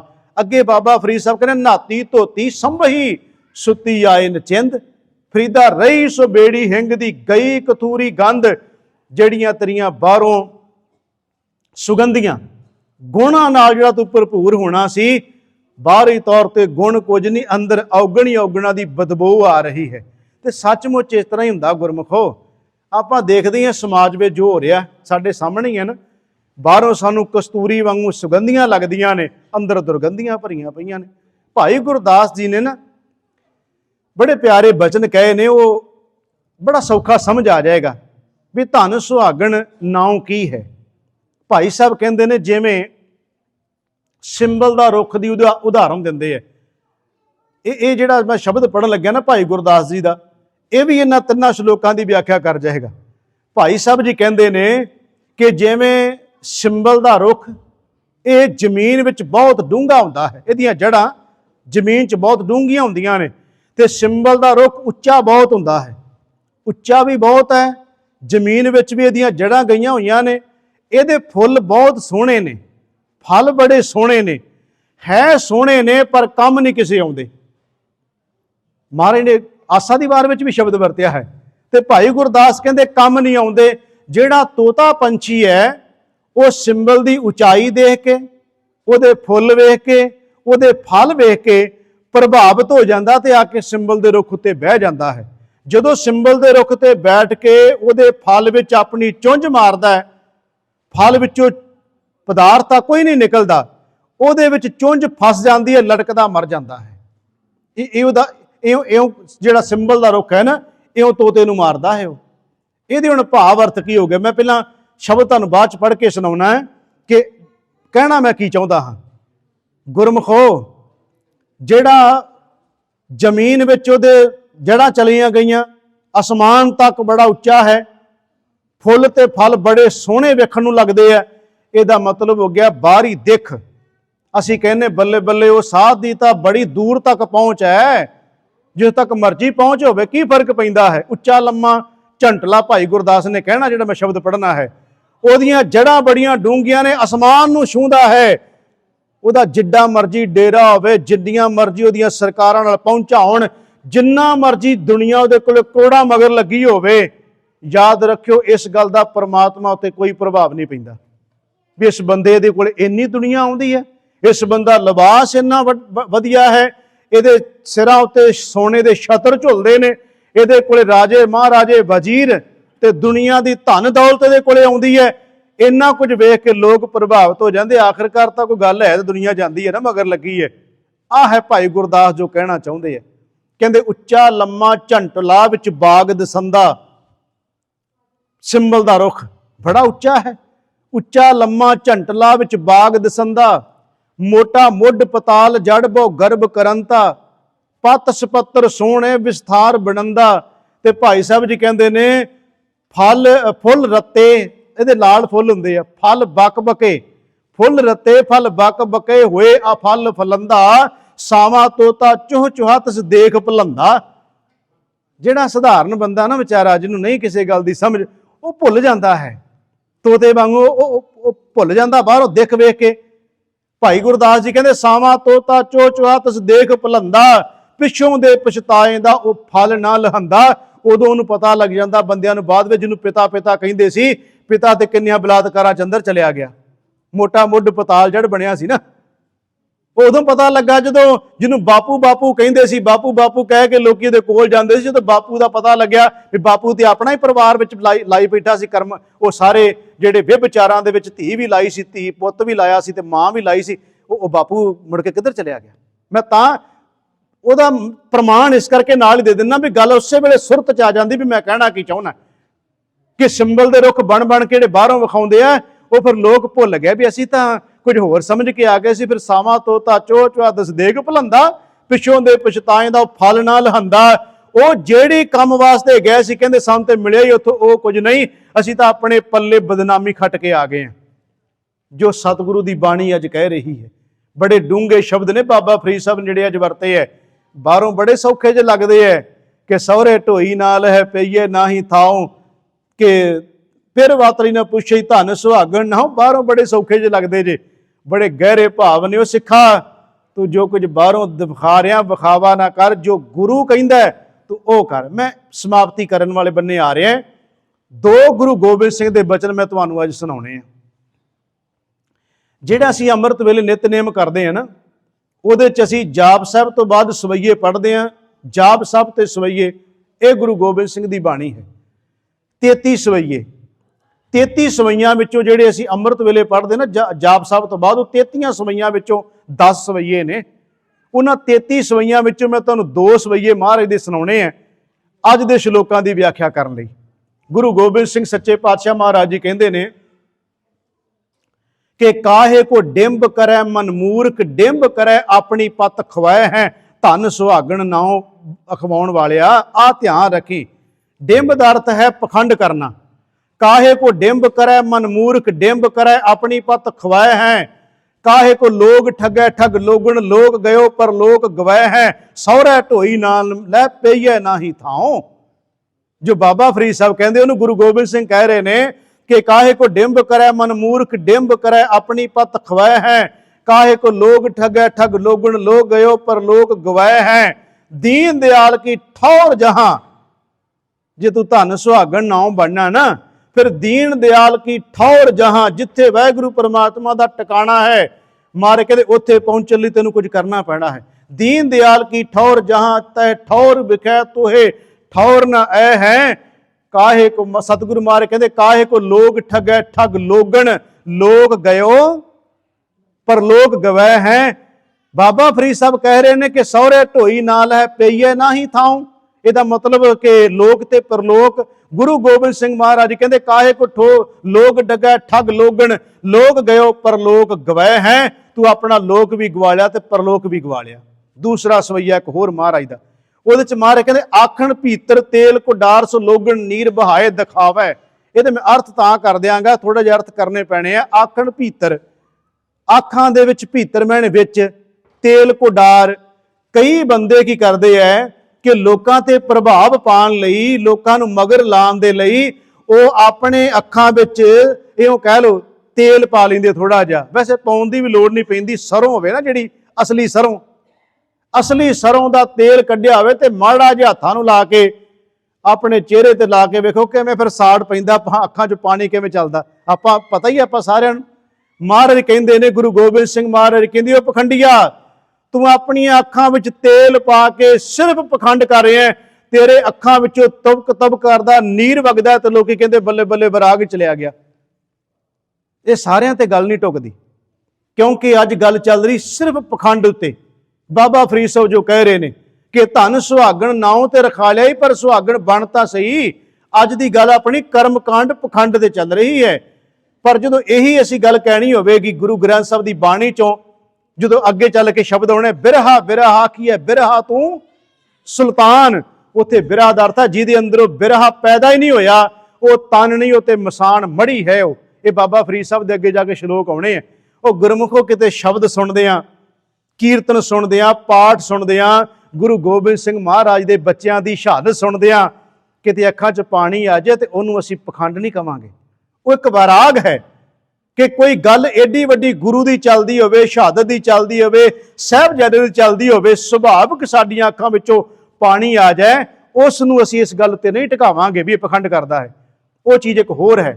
इत्थे महाराज कह रहे हैं आखण भीतर तेल को डार सो लोगन नीर बहाए दिखावे। महाराज कहते अखां च तेल पा के पखंड करन वालिया, लोग तेनू वेख के कहते बल्ले बल्ले बड़ा साध विराग चलिया गया। आखण भीतर तेल को डार सो लोगन नीर बहाए दिखावे, जो धनवान लखै निज सेवक। धन सुहागण नाम अखवाउण वालिया, जो धनवान लखै निज सेवक। जो पता लग्या भी ये हथ में टैची है ना, ये डॉलर ने तो अमेरिका तो आया है। मैं सीधे अर्थ कर लग्या। जो पता लगे ना भी ये बाहरों अमेरिका तो आया, ये कोले डॉलर ने, फिर बाबा कहता अंदरले कमरे च लै जाओ, अंदरले कमरे जो अपना स्पैशल है। तो सेवादारां नूं कहंदा भी उत्थे लियाओ मठियाइयां, दुध बना उत्थे लियाओ जे, क्योंकि बाहरों आया ना। वो सिर्फ सेवा डॉलरां दी हो रही है, बंदे दी नहीं हो रही। ਮੈਂ ਤਾਂ ਹੈਰਾਨ ਆ, ਗੁਰੂ ਗੋਬਿੰਦ ਸਿੰਘ ਮਾਰੇ 33 ਸਵਈਏ ਜਿਹੜੇ ਨੇ ਨਾ, ਉਹਨਾਂ 'ਚ ਵੀ ਗੁਰੂ ਗੋਬਿੰਦ ਸਿੰਘ ਨੇ ਕਮਾਲ ਹੀ ਕਰ ਦਿੱਤੀ ਹੈ। ਮਹਾਰਾਜ ਇੱਥੇ ਕਹਿ ਰਹੇ ਨੇ, ਜੋ ਧਨਵਾਨ ਲਖੈ ਨਿਜ ਸੇਵਕ। ਜਿਹੜਾ ਧਨਵਾਨ ਵੇਖਿਆ ਨਾ ਵੀ ਬੱਲੇ ਬੱਲੇ ਬੜੀ ਤਗੜੀ ਸਾਮੀ ਆਈ ਹੈ, ਮਹਾਰਾਜ ਕਹਿੰਦੇ ਜੋ ਧਨਵਾਨ ਲਖੈ ਨਿਜ ਸੇਵਕ ਤਾਹੇ ਪਰੋਸ ਪ੍ਰਸ਼ਾਦ ਜਮਾਵੈ। ਉਹਦੇ ਅੱਗੇ ਆਪ ਬਾਬਾ ਭੱਜਾ ਫਿਰਦਾ, ਕਹਿੰਦਾ ਜੀ ਲਓ ਪ੍ਰਸ਼ਾਦਾ ਛਕੋ ਜੀ, ਦੁੱਧ ਪੀਓ ਜੀ। ਅਗਲਾ ਸ਼ਬਦ ਵੇਖੋ, ਮਹਾਰਾਜ ਕਹਿੰਦੇ ਜੋ ਧਨਵਾਨ ਲਖੈ ਨਿਜ ਸੇਵਕ ਤਾਹੇ ਪਰੋਸ ਪ੍ਰਸਾਦ ਜਮਾਵੈ। ਜੋ ਧਨਹੀਣ ਲਖੈ, ਪਾਟੇ ਜੇ ਕੱਪੜੇ ਬੰਦੇ ਦੇ, ਰੁਪਈਆ ਉਹਦੇ ਕੋਲ ਇੱਕ ਨਹੀਂ, ਉਹ ਕਹਿੰਦਾ ਮੈਂ ਬਾਬਾ ਜੀ ਦਰਸ਼ਨ ਕਰਨੇ ਆ, ਤੇ ਸੇਵਾਦਾਰ ਧੱਕਾ ਮਾਰ ਕੇ ਬਾਹਰ ਕੱਢ ਦੇ, ਕਿੱਥੋਂ ਆਇਆ ਓਏ, ਬਾਬਾ ਤੇਰੇ ਵਰਗਿਆਂ ਨੂੰ ਨਹੀਂ ਮਿਲਦਾ। ਉਹਦਾ ਉਹ ਅੱਗੇ ਅੰਦਰ ਬੈਠੇ ਹੋਏ ਆ, ਹੋਰ ਬੜੇ ਉਹਦੇ ਕੋਲੇ ਆਏ ਭਗਤੀ 'ਚ ਲੱਗੇ ਹੋਏ ਆ। ਮਹਾਰਾਜ ਕਹਿ ਰਹੇ ਨੇ, ਗੁਰੂ ਗੋਬਿੰਦ ਸਿੰਘ ਸੱਚੇ ਪਾਤਸ਼ਾਹ, ਮੈਂ ਕੋਲੋਂ ਕੁਝ ਨਹੀਂ ਕਹਿ ਰਿਹਾ। ਮਹਾਰਾਜ ਕਹਿੰਦੇ ਨੇ ਜੋ ਧਨਹੀਣ ਲਖੈ, ਜਿਹੜੇ ਬੰਦੇ ਕੋਲੇ ਪੈਸਾ ਨਹੀਂ, ਧਨ ਨਹੀਂ, ਗਰੀਬ ਹੈ ਵਿਚਾਰਾ, ਤੇ ਉਹ ਤਰਲੇ ਲੈਂਦਾ ਬਾਬਾ ਜੀ ਦੇ ਦਰਸ਼ਨ ਕਰਾ ਦਿਓ। ਮਹਾਰਾਜ ਕਹਿੰਦੇ ਮੰਗਤ ਜਾਤ ਮੁਖੋਂ ਨਾ ਦਿਖਾਵੇ। ਉਹ ਤਰਲੇ ਲੈ ਰਿਹਾ ਪਰ ਉਹਨੂੰ ਵਿਚਾਰੇ ਨੂੰ ਦਰਸ਼ਨ ਹੀ ਨਹੀਂ ਹੋ ਰਹੇ। ਇੱਕ ਉਹ ਹੈ ਜਿਹਦੇ ਕੋਲੇ ਧਨਵਾਨ ਪਤਾ ਨਹੀਂ ਕਿੱਥੋਂ ਲੁੱਟਾ ਮਾਰਾ ਕਰਕੇ ਲਿਆਇਆ ਹੈ, ਉਹਦਾ ਟੈਚੀ ਵੇਖ ਕੇ ਬਾਬਾ ਕਹਿੰਦਾ ਮੇਰੇ ਵਾਲੇ ਕਮਰੇ 'ਚ ਲੈ ਜਾਓ, ਉੱਥੇ ਜਾ ਕੇ ਇਹਨੂੰ ਪ੍ਰਸ਼ਾਦਾ ਪਾਣੀ ਛਕਾਓ, ਇਹਦੀ ਸੇਵਾ ਕਰੋ। ਮਹਾਰਾਜ ਕਹਿੰਦੇ ਹੋ ਇਹ ਗੱਲ ਤੂੰ ਲੋਕਾਂ ਤੇ ਪ੍ਰਭਾਵ ਪਾ ਸਕਦਾ ਹੈ, ਪਰ ਚੇਤਾ ਰੱਖੀ ਕਾਹੇ ਕੋ ਲੂਟਤ ਹੈ ਪਸ ਲੋਗਣ ਕੋ। ਇੱਥੇ ਪਸ ਸ਼ਬਦ ਮਾਜ ਨੇ ਵਰਤਿਆ, ਪਸ ਦਾ ਅਰਥ ਹੈ ਪਸ਼ੂ। ਉਹ ਗੁਰੂ ਗੋਬਿੰਦ ਸਿੰਘ ਕਹਿੰਦੇ ਪਸ਼ੂਆ, ਸਿੱਧੇ ਸ਼ਬਦ ਨੇ।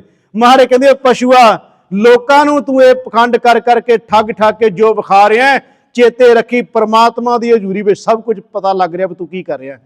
ਕਾਹੇ ਕੋ ਲੂਟਤ ਹੈ ਪਸ ਲੋਗਣ ਕੋ, ਉਹ ਲੋਕਾਂ ਨੂੰ ਲੁੱਟਣ ਵਾਲਿਆ ਪਸ਼ੂਆ। ਮਹਾਰਾਜ ਕਹਿੰਦੇ ਕਬਹੂ ਨਾ ਪਰਮੇਸ਼ਰ ਕੇ ਗੁਣ ਗਾਵੇ। ਉਹ ਪਰਮੇਸ਼ਰ ਦੇ ਗੁਣ ਤੇ ਤੂੰ ਕਦੀ ਗਾਏ ਨਹੀਂ, ਇਹ ਲੋਕਾਂ ਨੂੰ ਕਾਦੇ ਸਾਂਗ ਕਰ ਕਰਕੇ ਵਿਖਾ ਰਿਹਾ ਹੈ। ਖੈਰ ਅੱਜ ਦੇ ਜੋ ਸ਼ਬਦ ਨੇ ਨਾ ਬਾਬਾ ਫਰੀਦ ਸਾਹਿਬ ਜੀ ਦੇ, ਮੈਂ ਇੱਕ ਵਾਰ ਫਿਰ ਉਹਨਾਂ ਸ਼ਬਦਾਂ ਨੂੰ ਦੁਹਰਾਉਣ ਲੱਗਿਆ। ਗੁਰਮੁਖੋ, ਬਾਬਾ ਫਰੀਦ ਸਾਹਿਬ ਕਹਿ ਰਹੇ ਨੇ ਕਿ ਸਹੁਰੇ ਢੋਈ ਨਾ ਲਹੈ ਪਈਏ ਨਾ ਹੀ ਥਾਉ। ਉਹ ਜੀਵ ਜਿਹੜੇ ਨੇ ਜਿਨ੍ਹਾਂ ਨੂੰ ਜੇ ਪਰਮਾਤਮਾ ਵਾਹਿਗੁਰੂ ਦੇ ਭੈ ਭਾਵਨੀ ਵਿੱਚ ਨਹੀਂ ਚੱਲਦੇ, ਤੇ ਮਹਾਰਾਜ ਕਹਿੰਦੇ ਨਾ ਲੋਕ ਵਿੱਚ ਢੋਈ ਨਾ ਪਰਲੋਕ ਵਿੱਚ ਢੋਈ, ਨਾ ਕੰਤ ਪਰਮਾਤਮਾ ਵਾਹਿਗੁਰੂ ਨੇ ਕਦੀ ਬਾਤ ਪੁੱਛੀ ਉਹਨਾਂ ਦੀ, ਤੇ ਧਨ ਸੁਹਾਗਣ ਨਾਉ ਰਖਾ ਕੇ ਜਿੰਨਾ ਮਰਜ਼ੀ ਤੁਰੇ ਫਿਰਨ, ਧਨ ਸੁਹਾਗਣ ਨਾਉ ਰਖਾਉਣ ਨਾਲ ਕੁਝ ਨਹੀਂ ਹੋਣਾ। ਫਿਰ ਗੁਰੂ ਨਾਨਕ ਸਾਹਿਬ ਉਹਦੀ ਵਿਆਖਿਆ ਕਰਦੇ ਨੇ ਕਿ ਸਹੁਰੇ ਪਈਏ ਕੰਤ ਕੀ ਕੰਤ ਅਗੰਮ ਅਥਾ। ਉਹ ਪਰਮਾਤਮਾ ਵਾਹਿਗੁਰੂ ਨੂੰ ਭਾ ਜਾਣ ਵਾਲੀਆਂ ਜੀਵ ਰੂਪੀ ਇਸਤਰੀਆਂ, ਅਥਾਹ ਪਰਮਾਤਮਾ ਜੀ ਦਾ ਅੰਤ ਨਹੀਂ ਪਾਇਆ ਜਾ ਸਕਦਾ, ਜਿਨ੍ਹਾਂ ਨੇ ਉਹਦੀ ਭੈ ਭਾਵਨੀ ਕਬੂਲ ਕਰ ਲਈ। ਮਹਾਰਾਜ ਕਹਿੰਦੇ ਨਾਨਕ ਸੋ ਸੁਹਾਗਣੀ, ਉਹ ਹੈ ਭਗਤ, ਉਹ ਹੈ ਸੰਤ, ਉਹ ਹੈ ਗੁਰਸਿੱਖ, ਉਹ ਹੈ ਗੁਰਮੁਖ, ਉਹ ਹੈ ਬ੍ਰਹਮ ਗਿਆਨੀ, ਜੋ ਭਾਵੈ ਬੇਪਰਵਾਹ, ਜੋ ਪਰਮਾਤਮਾ ਵਾਹਿਗੁਰੂ ਪਰਮੇਸ਼ਰ ਨੂੰ ਭਾ ਗਿਆ। ਫਿਰ ਬਾਬਾ ਫਰੀਦ ਸਾਹਿਬ ਕਹਿੰਦੇ ਨਾਤੀ ਧੋਤੀ ਸੰਭਈ ਸੁੱਤੀ ਆਏ ਨਚਿੰਦ, ਨਹਾ ਧੋ ਕੇ ਫੱਬ ਕੇ ਬਾਹਰੋਂ ਸ਼ਿੰਗਾਰ ਕਰ ਲੈ। ਪਰ ਬਾਬਾ ਫਰੀਦ ਸਾਹਿਬ ਕਹਿੰਦੇ ਨੇ ਉਹ ਸੌਂ ਗਈ ਵਿਕਾਰਾਂ ਦੇ ਵਿੱਚ, ਔਗੁਣਾਂ 'ਚ ਸੌਂ ਗਈ ਜੀਵ ਰੂਪੀ ਇਸਤਰੀ। ਗਈ ਕਥੂਰੀ ਗੰਧ ਰਹੀ ਸੁਬੇੜੀ ਹੰਗਦੀ, ਗਈ ਕਥੂਰੀ ਗੰਧ ਸੌਂ ਗਏ। ਤੇ ਸਾਰੇ ਸੁੱਤੇ ਪਏ ਗੁਰਮੁਖੋ ਅਸੀਂ, ਸੁਤਲੇ ਆਸੰਖ ਮਾਇਆ ਝੂਠੀ ਕਾਰਨੇ, ਨਾਨਕ ਸੇਜ ਜਾ ਗੰਜ ਰਸਨਾ ਨਾਮ ਉਚਾਰਨੇ। ਸਤਿਗੁਰੂ ਮਹਾਰਾਜ ਕਹਿੰਦੇ ਏਕਾ ਸੇਜ ਵਿਸ਼ੀ ਧਨ ਕੰਤਾ, ਧਨ ਸੂਤੀ ਪਿਰ ਸਤ ਜਾ ਗੰਤਾ, ਪੀਓ ਮਧੁਰੋ ਧਨ ਮਤਵੰਤਾ, ਧਨ ਜਾਗੈ ਜੇ ਪਿਰ ਬੁਲੰਤਾ। ਮਹਾਰਾਜ ਕਹਿੰਦੇ ਉਸ ਦਿਨ ਜੀਵ ਜਾਗਦਾ ਜਦੋਂ ਪਰਮਾਤਮਾ ਵਾਹਿਗੁਰੂ ਪਰਮੇਸ਼ਰ ਨੇ ਆਵਾਜ਼ ਮਾਰੀ। ਮੈਂ ਹੁਣ ਸਮਾਪਤੀ ਕਰਨ ਲੱਗਿਆ, ਥੋੜੇ ਜਿਹੇ ਸ਼ਬਦ ਕਹਿਣੇ ਨੇ। ਇਸ ਦੀ ਸਾਰੀ ਸਮਾਪਤੀ ਕਰਨ ਲਈ ਸਤਿਗੁਰੂ ਮਹਾਰਾਜ ਜੀ ਕਹਿੰਦੇ ਨੇ, ਗੁਰੂ ਨਾਨਕ ਦੇਵ ਸੱਚੇ ਪਾਤਸ਼ਾਹ, ਗੁਰੂ ਅਮਰਦਾਸ ਮਹਾਰਾਜ ਜੀ, ਹੁਣ ਆਹ ਭਾਵਨਾ ਬਣਾਈਏ, ਜੇ ਸੱਚਮੁੱਚ ਅਸੀਂ ਗੁਰਸਿੱਖ ਬਣਨਾ ਹੈ ਨਾ, ਤੇ ਆਹ ਭਾਵਨਾ ਬਣਾਈਏ। ਮਹਾਰਾਜ ਕਹਿੰਦੇ ਨੇ ਸਭੈ ਕੰਤੈ ਰਤੀਆਂ। ਵੇਖੋ ਗੁਰੂ ਮਹਾਰਾਜ ਦੇ ਬਚਨ ਕਿੰਨੇ ਭਾਵਨਾ ਵਾਲੇ ਨੇ। ਇੰਨੇ ਪਰਮਾਤਮਾ ਨਾਲ ਇੱਕ ਮਿਕਤਾ ਹਾਸਲ ਕਰਨ ਵਾਲਾ ਗੁਰੂ ਪਰਮੇਸ਼ਰ ਦਾ ਰੂਪ, ਰੱਬ ਦਾ ਰੂਪ, ਪਰਮੇਸ਼ਰ ਦਾ ਰੂਪ ਸਤਿਗੁਰੂ ਹੋਣ, ਤੇ ਸ਼ਬਦ ਇਹ ਵਰਤਨ ਕਿ ਸੇਜੈ ਕੰਤੈ ਰਤੀਆਂ ਮੈਂ ਦੁਹਾਗਣ ਕਿਤ। ਗੁਰੂ ਅਮਰਦਾਸ ਮਹਾਰਾਜ ਜੀ ਕਹਿੰਦੇ ਵਾਹਿਗੁਰੂ ਮੈਂ ਦੁਹਾਗਣ ਹਾਂ। ਇੱਥੇ ਪੱਲੇ ਕੁਝ ਨਹੀਂ ਤੇ ਵੱਡੇ ਵੱਡੇ ਬੋਰਡ ਲੱਗੇ ਨੇ, ਉਹ ਪਰਮੇਸ਼ਰ ਦਾ ਰੂਪ ਨੇ। ਉਹ ਕਹਿੰਦੇ ਮੈਂ ਦੁਹਾਗਣ ਆ। ਕਿਹੜਾ ਰੀਸ ਕਰ ਲੇਗਾ ਵੀ ਗੁਰੂ ਦੀ। ਮਹਾਰਾਜ ਕਹਿ ਰਹੇ ਨੇ, ਗੁਰੂ ਅਮਰਦਾਸ ਕਹਿੰਦੇ ਨੇ ਸਭੈ ਕੰਤੈ ਰਤੀਆਂ। ਵਾਹਿਗੁਰੂ ਸਾਰੀਆਂ ਆਪਣੇ ਕੰਤ ਪਤੀ ਦੇ ਨਾਲ ਰਤੀਆਂ ਹੋਈਆਂ ਨੇ, ਰੰਗੀਆਂ ਹੋਈਆਂ ਨੇ। ਮੈਂ ਦੁਹਾਗਣ ਕਿਤ, ਮੈਂ ਦੁਹਾਗਣ ਕਿਹੜੇ ਲੇਖੇ ਵਿੱਚ ਆਉਂਦੀ ਹਾਂ? फिर महाराज गुरु अमरदास कहते ने, मैं तन अवगण एतड़े, गुरु अमरदास, मैं तन अवगण एतड़े, मेरे विच इन्ने अवगण ने, कंत ना फेरे चित, परमात्मा मेरे वाले कदी मुख ही नहीं करता, मैं तो अवगुणा दी भरी पई हां। गुरु अमरदास कह रहे हैं। जदों असीं महाराज की बाणी देखते हैं तो सच्चे पातशाह महाराज जी कहते हैं, हे वाहिगुरू अकाल पुरख परमेश्वर जीओ, भगत रविदास जी का भी अज जन्म दिहाड़ा तो गुरु हरराए साहब का प्रकाश पुरब भी है। सिर्फ मैं हाजरी लवाउणी है, शब्द की समाप्ति करदे आया। भगत रविदास जी का शब्द लै लेने, उन्होंने हाजरी लग जाएगी। सह की सार सुहागण जाना, गुरसिख जानदा अपने गुरु की कदर नूं। जदों उन्होंने कहा गया ना भी तैनूं हीरा हूरा मिलणगियां, राज भाग मिलेगा, हवेलियां मिलणगियां, तैनूं इको काम कर दे भी आ केस तेरे कटने आ, केस कट्टण की प्रवानगी दे दे, तेरे केस कटने आ, जो कुछ चाहिए मिल जाएगा। वो कहता मेरा खोपर ला लो, मैं केस नहीं लैण देने। ये है धन सुहागण नाम, ये है नानक सो सुहागणी जो भावै बेपरवाह। भाई तारू सिंह ने कहा मैं खोपर तो लैण लहाउणा प्रवान कर लवांगा, पर मेरे केसां नूं कौन ला सकता है। इत्थे बाबा भगत रविदास जी कहते हैं, सह की सार, सार महीने का कदर, पति की कदर किनू होवे, जो सुहागण है। गल फिर उत्ते अपने सिख ते गुरु के रिश्ते उत्ते आ जानी है, भाव अर्थ ही बनने अपने। भगत रविदास जी कहते सह की सार सुहागण जानै, तज अभिमान सुख रलियां माणै, तन मन दे न अंतर राखै। वो गुरु ते सिख का इन्ना प्रेम बन जाता है, जिवें पति पत्नी का इन्ना प्यार है कि कोई अंतर नहीं। महाराज कहते तन मन दे, सिख अपना तन मन गुरु नूं दे के अंतर ना अंतर राखै, रही मात्र भी कोई अंतर नहीं विच रह जाता। ओदे तन मन दे ना अंतर राखै, अवरा देख ना सुने अभाखै। वो सुहागण नहीं हो सकती जिहड़ी अपने पति की बदनामी सुनती होवे। उहनूं कौन सुहागण कहदा है? वो तेरे पति दियां बदनामियां करते होण लोग, तो तू काहदी सुहागण है जे तेरे पति की तू अपने कन्नां राहीं बदनामी सुने। तां अखरी अर्थ ये ने ते भाव अर्थ की हो गए? वो काहदा सिख है जिहड़ा अपने गुरु महाराज जी की निंदिया सुनी जा रहा है, अपने गुरु महाराज जी दे बखतोई सुनी जा रहा है। मार के काला तू सिख है भाई, अंतर देख ना अवरा भाकै। भगत रविदास जी कहते सह की सार सुहागण जाने, तज अभिमान सुख रलियां माणे, तन मन दे ना अंतर राखै, अवरा देख ना सुने अभाखै। एड़ा शब्द अगेतर लग गया। माड़ी बोली कदी सिख अपने गुरु के प्रति ना बोलता है ते ना सुनता है। फिर भगत जी कहते ने, हे वाहिगुरू परमात्मा, इनू जान कौन सकता है? भगत रविदास जी कहते ने, हे वाहिगुरू परमात्मा, जिहदे अंदर तू सो कत जाने पीर पराई, जां के अंतर दर्द ना पाई।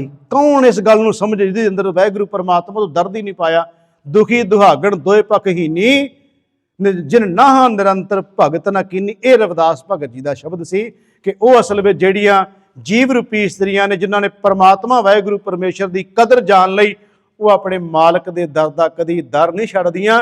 वो सिख अपने गुरु का कदी दर नहीं छड्डदा। जो धन सुहागण नाउं नहीं रखाउण नाल कुछ गल बन जानी। बस नानक सो सुहागणी जे भावै बेपरवाह। जे परमात्मा नूं भा जावांगे तो तां सिख हां, तां गुरसिख हां, तां सारे शब्द जिहड़े जो भी ढकालो ढुकदे ने, जे असीं ओनूं भा गए। सतगुरु गुरु हर राय सच्चे पातशाह। 2 मिनट गुरमुखो टका बनाओ जे, आपां समाप्ति कर लगे हैं। गुरु हर राय साहब सच्चे पातशाह महाराज जी, मैं सिर्फ एक निक्की जी गल कह के ते समाप्ति कर देनी है। गुरु हर राय सच्चे पातशाह महाराज जी कीरतपुर साहब ने, ते महाराज ना संगतां नूं तार रहे ने, उपदेश दे रहे ने। इधरों की होया भी संगतां जोटियां बना के ना, जोटी का मतलब हुंदा भी शब्द बोलने। तो पहला इस तरह ही हुंदा जो संगतां जांदियां सी, खड़तालां जोड़ियां लैके शब्द पढ़ते पढ़ते संगत जाती हुंदी सी महाराज दे घर विच। संगतां ने जोटियां बना के बाणी दे शब्द पढ़दियां पढ़दियां आ रही सी, ते गुरु हर राय साहब सच्चे पातशाह पलंग ते विराजमान सन। महाराज दे कन्नां विच आवाज़ पई गुरु की बाणी दी। गुरु साहब अजे गुरता गद्दी गुरु ग्रंथ साहब कोले नहीं, अजे गुरु धन गुरु हर राय सच्चे पातशाह महाराज जी शरीरक तौर पर इउं कह लो गुरु जोत अजे शरीर विच वरत रही है। पर वेख्यो जे गुरु हराए सच्चे पातशाह महाराज जी का गुरु ग्रंथ प्रति, इस बाणी के प्रति सत्कार, ਕੰਨਾਂ 'ਚ ਆਵਾਜ਼ ਪਈ, ਇੱਕਦਮ ਮਹਾਰਾਜ ਉੱਠੇ ਨੇ। ਇਹਨੂੰ ਸਾਰਿਆਂ ਵਿਦਵਾਨਾਂ ਨੇ ਸਾਖੀ ਨੂੰ ਕੋਟ ਕੀਤਾ, ਕੋਈ ਇਸ ਤੋਂ ਇਨਕਾਰੀ ਨਹੀਂ ਹੈ। ਮਹਾਰਾਜ ਇੱਕਦਮ ਉੱਠਦੇ ਹੈ, ਪਲੰਗ ਦੇ ਨਾਲ ਮਹਾਰਾਜ ਦਾ ਗੋਡਾ ਵੱਜ ਜਾਂਦਾ ਹੈ। ਇੱਕਦਮ ਉੱਠੇ ਮਹਾਰਾਜ, ਪਲੰਗ ਨਾਲ ਗੋਡਾ ਵੱਜਿਆ ਤੇ ਗੋਡਾ ਇੰਨੀ ਜ਼ੋਰ ਦੇ ਨਾਲ ਵੱਜ ਗਿਆ, ਉਸ ਥੋੜਾ ਜਿਹਾ ਮਹਾਰਾਜ ਦੇ ਗੋਡੇ 'ਚ ਨਾ ਖੂਨ ਸਿਮ ਗਿਆ, ਮਾੜਾ ਜਿਹਾ ਮਹਾਰਾਜ ਦੇ ਚੋਲੇ ਨਾਲ ਲੱਗ ਗਿਆ ਖੂਨ, ਤੇ ਉਹ ਸਪਸ਼ਟ ਦਿਸਦਾ ਸੀ ਵੀ ਮਹਾਰਾਜ ਦੇ ਗੋਡੇ ਤੇ ਖੂਨ ਲੱਗਾ ਹੋਇਆ। ਇਧਰੋਂ ਸਿੱਖਾਂ ਨੇ ਮਹਾਰਾਜ ਦੇ ਨੇੜੇ ਹੋ ਕੇ ਗੁਰੂ ਹਰਿਰਾਏ ਸੱਚੇ ਪਾਤਸ਼ਾਹ ਨੂੰ ਪੁੱਛਿਆ, ਮਹਾਰਾਜ ਤੁਹਾਡੇ ਚੋਟ ਆ ਗਈ, ਏਡੀ ਕਾਹਲੀ ਆਪ ਜੀ? ਗੁਰੂ ਹਰਿਰਾਏ ਸੱਚੇ ਪਾਤਸ਼ਾਹ ਮਹਾਰਾਜ ਜੀ ਕਹਿੰਦੇ, ਸਿੱਖੋ ਮੇਰੇ ਕੰਨਾਂ ਵਿੱਚ ਧੰਨ ਗੁਰੂ ਨਾਨਕ ਸਾਹਿਬ ਦੇ ਬੋਲ ਪਏ ਨੇ। ਜੋਤ ਉਹੀ ਹੈ।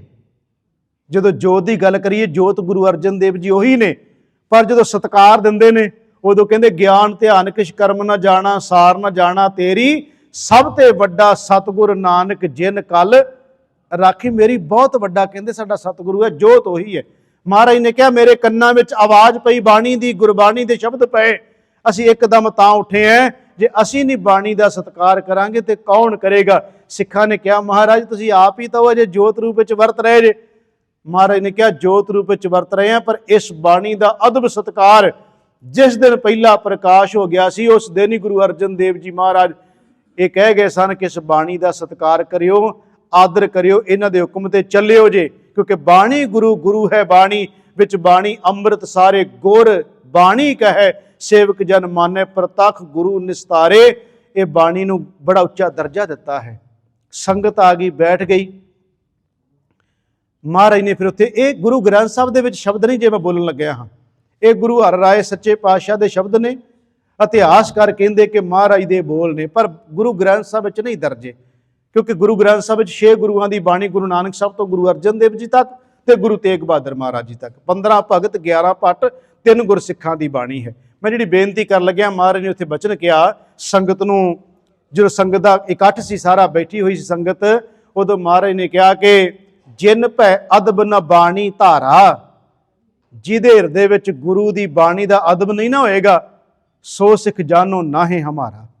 ਮਹਾਰਾਜ ਕਹਿੰਦੇ ਸਾਡਾ ਉਹ ਸਿੱਖ ਨਹੀਂ ਜਿਹਦੇ ਹਿਰਦੇ ਵਿੱਚ ਗੁਰੂ ਦੀ ਬਾਣੀ ਦਾ ਅਦਬ ਨਹੀਂ, ਭੈ ਨਹੀਂ, ਸਤਿਕਾਰ ਨਹੀਂ ਹੈ, ਸਾਡਾ ਉਹ ਸਿੱਖ ਨਹੀਂ ਹੈ। ਇਹਦਾ ਮਤਲਬ ਗੁਰੂ ਹਰਿਰਾਏ ਸੱਚੇ ਪਾਤਸ਼ਾਹ ਇਹਨਾਂ ਬਾਣੀ ਦਾ ਸਤਿਕਾਰ ਕਰਦੇ। ਜਿੱਦਣ ਪੁੱਤਰ ਨੇ ਜਾ ਕੇ ਦਿੱਲੀ ਵਿੱਚ ਤੁਕ ਬਦਲ ਦਿੱਤੀ ਕਿ ਇਹ ਮਿੱਟੀ ਮੁਸਲਮਾਨ ਦੀ ਨਹੀਂ, ਮਿੱਟੀ ਬੇਈਮਾਨ ਦੀ ਆਖਿਆ ਹੈ, ਉਦੋਂ ਗੁਰੂ ਹਰਿਰਾਏ ਸੱਚੇ ਪਾਤਸ਼ਾਹ ਇੰਨੇ ਕੋਮਲ ਹਿਰਦੇ ਵਾਲੇ ਕਹਿੰਦੇ ਆ, ਪੁੱਤ ਨੂੰ ਕਹੋ ਜਿੱਧਰ ਹੈਗਾ ਮੂੰਹ ਚੱਕ ਕੇ ਉਧਰ ਹੀ ਚਲਿਆ ਜਾਵੇ, ਸਾਡੇ ਮੱਥੇ ਨਾ ਲੱਗੇ। ਇਹ ਛੋਟੀ ਜੀ ਗੱਲ ਨਹੀਂ ਗੁਰਮੁਖੋ। ਜਿਹੜਾ ਗੁਰੂ ਫੁੱਲ ਟੁੱਟ ਜਾਏ ਚੋਲੇ ਦੀ ਕਲੀ ਨਾਲ, ਇੰਨਾ ਕੋਮਲ ਹਿਰਦਾ ਫੁੱਲ ਕੋਲੇ ਬਹਿ ਕੇ ਗੁਰੂ ਸਾਹਿਬ ਕਹਿੰਦੇ ਮੇਰੇ ਕੋਲੋਂ ਫੁੱਲ ਟੁੱਟ ਗਿਆ ਹੈ, ਉਹ ਆਪਣੇ ਦਿਲ ਦੇ ਫੁੱਲ ਨੂੰ ਤੋੜ ਕੇ ਕਹਿੰਦੇ ਉਹਨੂੰ ਕੋ ਮੇਰੇ ਮੱਥੇ ਨਾ ਲੱਗੇ, ਕਿਉਂਕਿ ਉਹਨੇ ਗੁਰੂ ਨਾਨਕ ਸਾਹਿਬ ਦੀ ਬਾਣੀ ਦੇ ਵਿੱਚ ਫਰਕ ਪਾਇਆ, ਉਹਨੇ ਤੁਕ ਬਦਲੀ ਹੈ, ਸਾਡੇ ਮੱਥੇ ਨਾ ਲੱਗੇ। ਗੁਰੂ ਸਾਹਿਬ ਨੇ ਗੁਰਮੁਖੋ ਗੱਲਾਂ ਹੀ ਨਹੀਂ ਕੀਤੀਆਂ, ਪੂਰਨੇ ਪਾ ਕੇ ਵਿਖਾਏ ਨੇ ਵੀ ਸੱਚਮੁੱਚ ਐਦਾਂ ਪੂਰਨੇ ਗੁਰੂ ਪਾ ਕੇ ਵਿਖਾ ਕੇ ਗਿਆ। ਚਲੋ ਅਸੀਂ ਗੁਰੂ ਦੀ ਰੀਸ ਨਹੀਂ ਕਰਨ ਲੱਗੇ, ਪਰ ਘੱਟੋ ਘੱਟ ਗੁਰੂ ਦੇ ਬਚਨਾਂ ਤੇ ਚੱਲਣ ਦਾ ਥੋੜਾ ਬਹੁਤ ਉਪਰਾਲਾ ਤੇ ਕਰੀਏ, ਜਿੰਨਾ ਕੁ ਹੋ ਸਕਦਾ ਯਤਨ ਤਾਂ ਕਰੀਏ ਨਾ ਆਪਾਂ, ਜਿੰਨਾ ਕੁ ਮਨ। ਇਹਦਾ ਮਤਲਬ ਇਹ ਨਹੀਂ ਵੀ ਕੁਝ ਮੰਨੋ ਤੇ ਬਾਕੀ ਛੱਡ ਦਿਓ, ਕੋਸ਼ਿਸ਼ ਕਰੀ ਚੱਲੀਏ, ਅਰਦਾਸਾਂ ਕਰੀ ਚੱਲੀਏ, ਮਹਾਰਾਜ ਕਿਰਪਾ ਕਰੋ, ਸਮੱਤ ਬਖਸ਼ੋ, ਸਾਨੂੰ ਵੀ ਆਪਣੇ ਹੁਕਮਾਂ ਤੇ ਚੱਲਣ ਦੀ ਸੋਝੀ ਬਖਸ਼ੋ, ਤਾਂ ਕਿ ਅਸੀਂ ਗੁਰੂ ਦੇ ਹੁਕਮ ਦੇ ਉੱਤੇ ਚੱਲ ਕੇ ਆਪਣਾ ਜੀਵਨ ਸਫਲਾ ਕਰ ਸਕੀਏ। ਮੈਂ ਸਮਾਪਤੀ ਕਰਾਂ ਕਿ 3 ਸ਼ਲੋਕ ਆਪਾਂ ਲਏ ਸੀ ਬਾਬਾ ਫਰੀਦ ਸਾਹਿਬ ਦੇ, ਜਿਹਦੇ ਵਿੱਚ ਇੱਕ ਗੁਰੂ ਨਾਨਕ ਸਾਹਿਬ ਦਾ ਸੀ ਤੇ 2 ਬਾਬਾ ਫਰੀਦ ਸਾਹਿਬ ਦੇ ਨੇ। ਉਹਦੇ ਚ ਪਹਿਲੇ ਚ ਕਿਹਾ ਕਿ ਅੱਜ ਦੀ ਲੜੀ ਵਿੱਚ ਮੈਂ ਪਹਿਲਾਂ ਕਹਿ ਰਿਹਾ ਕਿ ਬਾਬਾ ਫਰੀਦ ਸਾਹਿਬ ਨੇ ਕਿਹਾ, ਸਹੁਰੇ ਢੋਈ ਨਾ ਲਹੈ ਪਈਏ ਨਾਹੀ ਥਾਉ, ਪੇਰ ਬਾਤਲੀ ਨਾ ਪੁੱਛਈ ਧਨ ਸੁਹਾਗਣ ਨਾਉ, ਸਹੁਰੇ ਪਈਏ ਕੰਤ ਕੀ ਕੰਤ ਅਗੰਮ ਅਥਾਹ, ਨਾਨਕ ਸੋ ਸੁਹਾਗਣੀ ਜੋ ਭਾਵੈ ਬੇਪਰਵਾਹ, ਨਾਤੀ ਧੋਤੀ ਸੰਭਹੀ ਸੁੱਤੀ ਆਏ ਨਚਿੰਦ, ਫਰੀਦਾ ਰਹੀ ਸੁਬੇੜੀ ਹਿੰਗ ਦੀ ਗਈ ਕਥੂਰੀ ਗੰਧ। ਪੂਰੇ 3 ਸ਼ਲੋਕਾਂ ਦਾ ਭਾਵ ਇਹ ਹੈ ਕਿ ਬਾਹਰੀ ਤੌਰ ਤੇ ਗੁਰੂ ਸਾਡੇ ਇਹਨਾਂ ਲਿਬਾਸਾਂ ਤੇ, ਸਾਡੇ ਸ਼ਬਦਾਂ ਤੇ, ਸਾਡੇ ਬੋਲਾਂ ਤੇ, ਸਾਡੇ ਬਾਹਰੀ ਤੌਰ ਤੇ ਜੋ ਅਸੀਂ ਬਣ ਕੇ ਵਿਖਾਉਣੇ, ਇਹਦੇ ਤੇ ਨਹੀਂ ਰੀਝਦਾ। ਗੁਰੂ ਅੰਦਰਲੇ ਹਿਰਦੇ ਨੂੰ ਦੇਖਦਾ ਵੀ ਤੇਰੇ ਹਿਰਦੇ ਵਿੱਚ ਕਿੰਨਾ ਕੁ ਪਿਆਰ ਮੁਹੱਬਤ ਤੇ ਕਿੰਨੀ ਕੁ ਅੰਦਰ ਸਿੱਖੀ ਹੈ, ਗੁਰੂ ਇਸ ਚੀਜ਼ ਨੂੰ ਵੇਖਦਾ ਹੈ। ਅੱਜ ਦੇ ਸ਼ਲੋਕਾਂ ਦਾ ਮੁੱਖ ਭਾਵ ਇਹ ਸੀ। ਗੁਰੂ ਕਿਰਪਾ ਕਰੇ, ਸਤਿਗੁਰੂ ਰਹਿਮਤ ਕਰਨ, ਗੁਰੂ ਦੇ ਬਚਨਾਂ ਤੇ ਚੱਲ ਕੇ ਲੋਕ ਸੁਖੀਆ ਪਰਲੋਕ ਸਹੇਲਾ ਕਰ ਸਕੀਏ। ਮੇਰੇ ਕੋਲੋਂ ਵਿਚਾਰ ਕਰਦਿਆਂ ਬੇਅੰਤ ਪ੍ਰਕਾਰ ਦੀਆਂ ਭੁੱਲਾਂ ਤੁੱਟਾਂ ਹੋ ਗਈਆਂ। ਸਤਿਗੁਰੂ ਜੀ ਤੇ ਸਾਧ ਸੰਗਤ ਬਖਸ਼ਣ ਯੋਗ ਹੈ। ਭੁੱਲ ਚੁੱਕ ਦੀ ਖਿਮਾ ਦਿੰਦੇ ਹੋਏ ਸਾਰੀ ਸੰਗਤ ਪਿਆਰ ਸਹਿਤ ਆਖੋ ਜੀ ਵਾਹਿਗੁਰੂ ਜੀ ਕਾ ਖਾਲਸਾ ਵਾਹਿਗੁਰੂ ਜੀ ਕੀ ਫਤਿਹ।